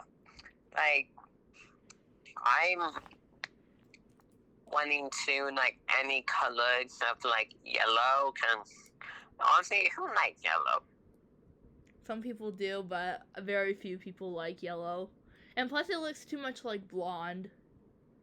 Yeah. But I'm like, okay, I could do blonde, but what that really good? I mean, it wouldn't look much different than your hair color already. It's like your hair color is like a dirty blonde almost. Yeah, it's like a dirty blonde. But like my hair as a child was like really, really blonde. Yeah, and for some reason people think I have like a light brown or dirty blonde hair. I'm like, bro, my hair is brown. Okay.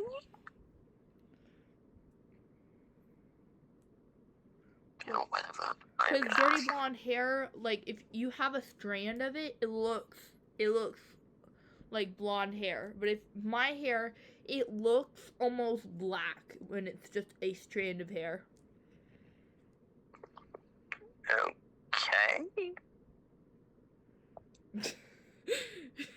Your response to like everything I say is okay. Yeah, I'm like confused, but I like know what you're talking about at the same time. Fair enough. It's weird. I should really get that checked out. Or I should get my brain checked out. Which one? I would go with the brain because that actually controls the entire body, technically. Maybe I should. I don't know. I'm not wrong. I don't think so. If I did MRI on that one. Bill. Let me be honest. Would you get your brain checked out or your brain checked out? I don't know. Probably both. I couldn't come up with anything. Exactly. Hey, at least it's better than having a lobotomy. I wouldn't want that. I'm like, would you either want to get your brain checked out or the thoughts that come out of your brain checked out? Probably both. I feel like getting your brain checked out would make more sense. I think both would need to be checked out because I have some very like concerning thoughts in my head that I am never gonna say out loud, except maybe like the very rare occasion that it's like something that everybody's gonna get, because most of the time it's like things that are funny to me but probably wouldn't be funny to other people.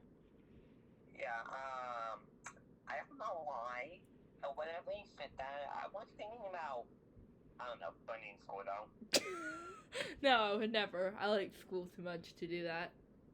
We all know Okay. this. We all know this. Oh yeah, I think I knew it. Fair enough. I do consider myself pretty nerdy. Yeah. Why do I want to compare you and Abby so much? I don't know! Because we're best friends, I guess? Like, you two have... Don't tell me that. We have So, parallel. We have like very like. We have very Uh-huh. similar personalities. I don't understand it. You have so very similar personalities. I almost want to compare you two. I mean, you could try. It's gonna be hard because then you have to talk to both of us, which is gonna sound exactly the same because we have the same conversation structure. Yeah.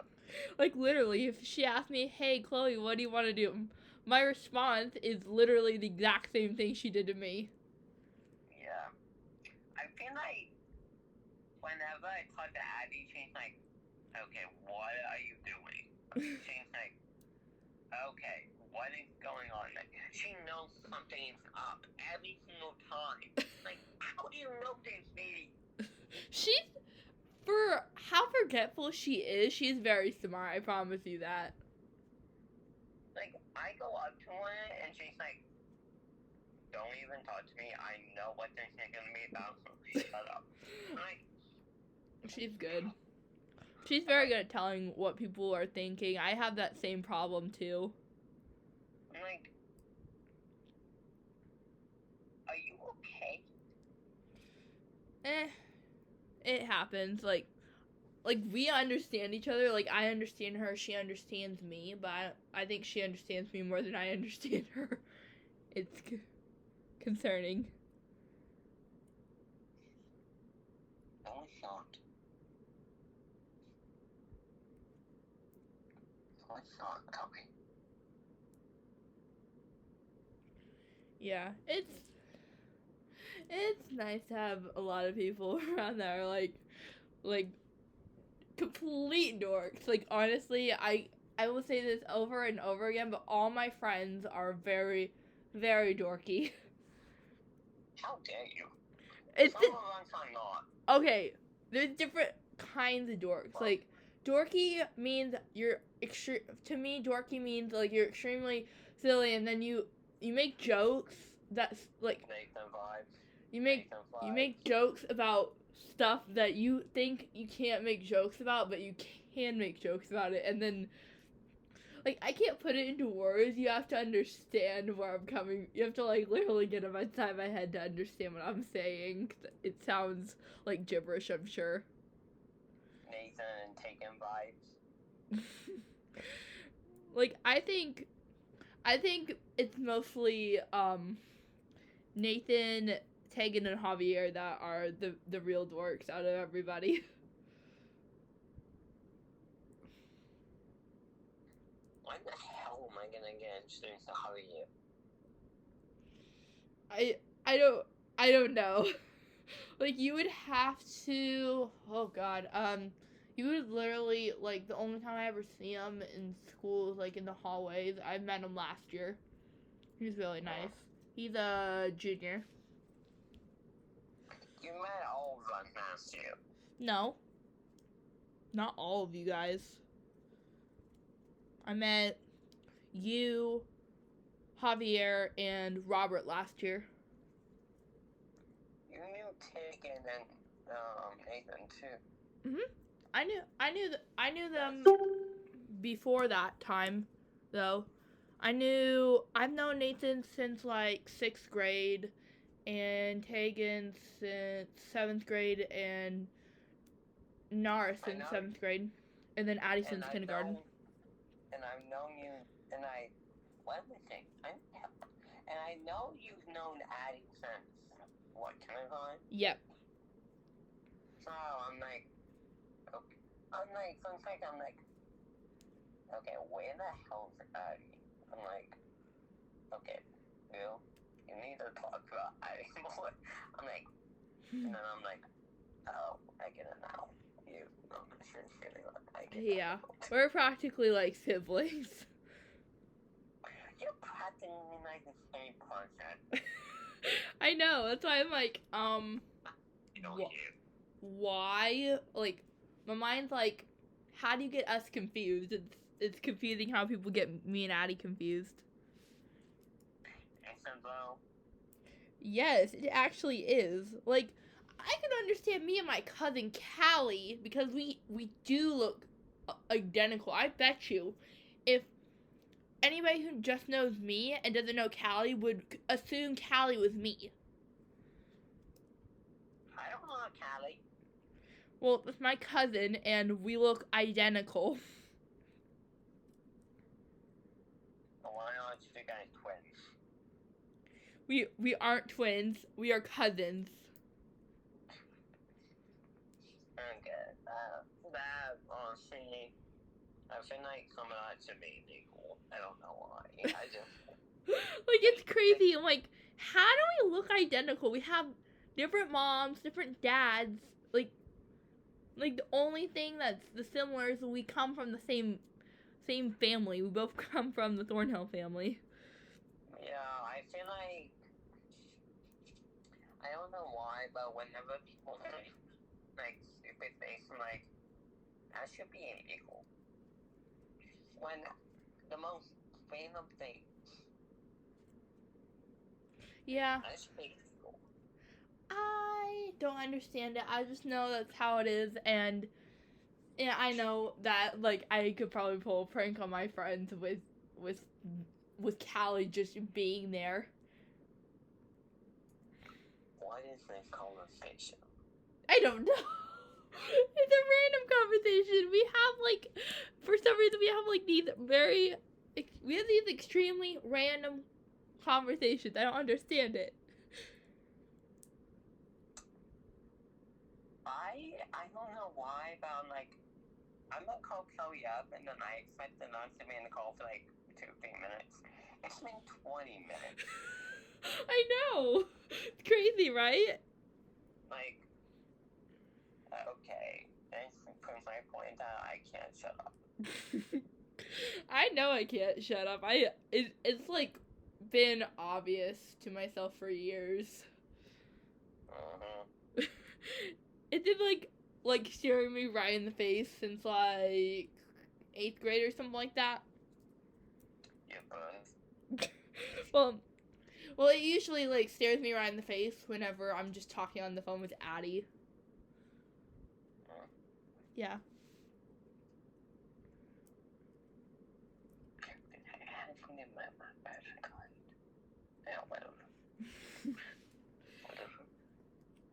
Literally, everybody's been messaging each other in Discord in this server that we have. It's called the school game council that Nathan made for some reason. Nathan has a lot of wanted more things. Yeah, Why you behind? I'm gonna add you on here because Me. you need to be on this because like everybody else is on here. Might as well add you on there. I'm like, what? I'm like, you guys are leaving me out? Like, how dare you? I'm getting annoyed that they're not messaging and bitches. I still feel like we came up with something better. We just didn't try. No, because it sounded too good to pass up. We were just like, okay, let's go with it, cause. Yeah, why not? It's like my question. Like, okay, let's just do this so that we don't have to think, because that will require our brain, and we don't like it. My mind was just like stuck on bitches because I'm like, it sounds funny and it will freak people out whenever we say that. Yeah, I'm like, okay, we're all in school, we all use our brains, we don't need to use our brains for this, we've all used our brains enough today. Also, Declan, did you accept my little request for Yeah, little request. I sent a request. It literally says Cosmic added Declan to the group. Oh yeah, school council. Oh my god. What the? Yeah, it's extremely random. Why is there a chicken dancing Addie? I don't know. That's my What? That's my best friend. Okay, and also Javier is extremely random, just so you know. Why is this chat? I don't know. Hey, at least people post on this, like literally, like look at these drawings. If you can see them. I don't know if you can see them on your end. But they're really cool. What? Mine? Yeah. No, I painted them. I have them in my house. Okay, good. Because my phone notices them. Yeah, and I just... What do you have questions about? The chat in general. What the hell's going on here? Addie's typing. Oh my god. The Addie is typing. She's just like, when did you come in? I'm like, I'm just mean like, oh, Chloe think I should be invited because someone left me out. And someone left me. Yeah, like literally all my friends and more are in here, and I'm like, okay, nobody's like ever messages and bitches besides you, me, and Addie. Yeah, we're like, okay, can we just kick you? Obviously, Tegan's asking. But here's the kicker. Oh my god. Why, Jillian? Why? I'm sorry, huh? Jillian, I figured this out. Like when Nathan added me, I'm like, who are these people besides the one I already knew? Yeah, Wait, no, Jillian is Potato. That's Jillian. okay. Hold on, let me check and see. Purekin, I think that's Julian. I'm just like, who the hell are you, Purekin? Oh, Purekin is Max. Max? Yeah.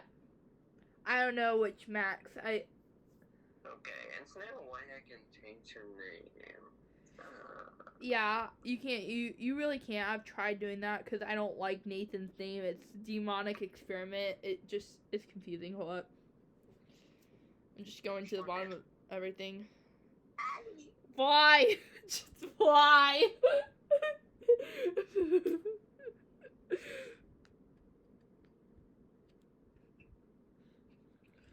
I just love how three of us are typing at the same time. Yeah, okay. How about this? I'm gonna get back to recording and you can just message in the chat since that's all we're doing. Okay, bye. Bye. Okay, guys, back to the book. What was she thinking? We cleaned up the mess in your living room, and we're getting the glass replaced in the china cabinet. Sorry about your grandma's china. I remember how much you loved it. Morgan's heart softened another notch toward him. He remembered how much she loved that china. A variety of words tried to battle their way from her brain to her mouth, but she only managed to get one out. Thanks. Okay. Well, if you find out anything else, or see anyone or anything suspicious, call me right away. He reached into his pocket and pulled out a black business card with nothing but a phone number on it in silver. Morgan turned the card over. The back was blank. That's my private cell number. Call me no matter what time of day or night. Morgan's stomach did a somersault as he turned to go, and she stared at his back, unable to move. After a few steps, he turned to face her again. In the meantime, my man and I will be keeping a close eye on you and your sisters. Then he turned and trotted off toward the woods. She almost called after him. Then she remembered that she had no idea where he'd been or what he'd been doing for the past 10 years. For all she knew, he was the head of these treasure-hunting pirates and was just trying to worm the information out of her. Still, Alden it had seemed like old times. Like the Luke she'd once loved. She'd have to be careful. She couldn't let herself get hurt by him again. Stuffing his business card in her back pocket, she ran up the porch steps into the house, pausing only for a second to glance over in the direction that Luke had disappeared. Wow. Be Was he one watching her part. now? The thought made her feel safe and a little creeped out at the same time. She turned back and opened the front door, heading in the direction of the kitchen, where she could hear everyone talking. Can you guys believe this? What a jerk. She slapped the citation Overton had given her on the counter. I know. He really hates you guys, Cal said. Good thing we dug up this coin. Looks like we're gonna need some extra money. Celeste held up the escudo and turned to Cal. Are you sure this is real? Of course. I am an expert, you know. He raised his eyebrows at Celeste. Celeste laughed. I know. Sorry. I can lend you guys some money if you needed to pay that right away. I'm sure I can find a buyer for the coin. He pointed at the citation. Morgan looked at her sisters. Should we sell the coin? I'm not sure what to do, but I know the money would sure come in handy. Fine by me. Hopefully, there'll be plenty more inside this box. Girl. Jolene held up the little box they had taken from the hole and shook it carefully. I don't hear anything rattling around inside. Morgan's brow creased as she looked at the box. Did you open it? We were waiting for you. Fiona looked at Morgan out of the corner of her eye. What were you doing out there with Luke? Morgan felt her cheeks grow warm. What? He wanted to know what was going on. That's all. Oh? Morgan turned to the cupboard on the pretense of getting a coffee mug. He saw us digging and was wondering what we were up to. Anyone want tea? What did you tell him? Celeste asked. Morgan shrugged as she rummaged for a tea bag. I kinda had to tell him we dug up the box there, but I didn't tell him much else. Why not? He bailed us out last night. Celeste tapped her finger on her lips. Come to think of it, that was probably him that chased off those muggers. What muggers? Cal wrinkled his brows. Oh no! Yeah, what muggers? Fiona and Jolene said at the same time. Oops, Celeste shrugged. Well, there's really no sense in keeping it from everyone. Cat was. I think we all know that we're in danger here with the break-in last night and all. I guess you're right, Morgan said. Celeste Yeah, sorry guys. said. Celeste and You I nailed her. got jumped the other day when we went to see Cal. What? Well, why didn't you say something? Cal's eyes clouded over with concern. Well, we got away. Celeste kicked the crap out of the guys, and we ran off. Then some other guys came out of nowhere, and I guess they took care of the attackers. Hey, I wonder if those other guys were Luke's guys, Celeste said. Morgan remembered how she had thought she'd seen Luke that day. I think it might have been, now that I remember. I thought one of them looked like Luke. And you still don't trust him? Fiona raised an eyebrow at her. You don't trust Luke? Cal turned to Morgan. Well, it's not that I don't trust him. It's just that we don't know anything about him anymore. Cal shrugged. Geez, Morgan. We've known Luke since we were kids, and he was always a good guy. A few years in the military probably hasn't changed that.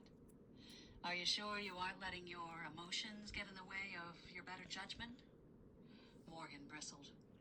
I just think we need to be really careful. I know you're still hurt about the way he left, but I think he was doing what he thought was best for you, Cal said. Yeah, he seems like he really is on our side, Fiona added. Well, we'll see. I know we can trust each other, and anything else, well, Morgan shrugged, looking at the little box that Jolene had set on the breakfast bar island in front of her. Forget about Luke. Let's open this thing up and see what's inside. Jolene pushed the box toward Morgan. Go ahead. Morgan stared at it. It wasn't very big. Not much bigger than a couple of decks of cards. It doesn't look like it could hold much of a treasure. Fiona sounded disappointed. You could say that again. I was wondering if there might be more in the holes, Morgan said. I mean, a tiny box like this hardly seems worth all the trouble we've had with these pirate guys and everything. Are you gonna open it and find out, or what? Jolene's fingers drummed on the counter. Morgan looked at the front. This one didn't have a lock like the last one. It had a button. Morgan pressed it, and the lid flew open. Her stomach dropped. The box was empty, except for a brittle piece of paper. Fiona, Jolene, Cal, and Celeste bent their heads over the box to look inside. That's it? Jolene scrunched up her face. Maybe this one has a false bottom too? Fiona crouched down so that the bottom of the box was eye level. Morgan carefully picked out the piece of paper and laid it on the island in front of her. The faded, swirly writing was similar to that in the journal. You'll find the key you seek beneath the tree we vowed our love. Oh, geez. Another cryptic clue. What the heck does that mean? Jolene blew out a breath strong enough to cause her wavy bangs to puff out. I don't know. What tree do you think it means? Fiona asked. Who knows? That tree could be long gone by now. Nope. The note was written almost 300 years ago, Morgan pointed out. Fiona picked up the box, inspecting it from all angles. I don't think there's any hidden compartment in this one. Geez, what a letdown. Yeah, I knew all this pirate stuff was silly, Morgan added. Well, I guess it gives us something to think about, Cal said. In the meantime, I'm going to set up camp in the spare bedroom. What? Morgan scrunched her eyebrows at me. Oh, snap. Are you being stalked by one of your girlfriends and need to hide out here? Everyone giggled. Cal was known for being a ladies' man, but he often had a couple of girls going at the same time, which sometimes got dangerous for him. No, Miss Smarty Pants. I'm staying here until you guys are out of danger. I don't want to leave you guys alone to get attacked again. And Jake is staying too. In fact, he should be here any minute, Aw, Fiona added. you're cute. Morgan pursed her lips. Normally she would argue. As the oldest Blackmore, she felt like she could take care of her sisters by herself,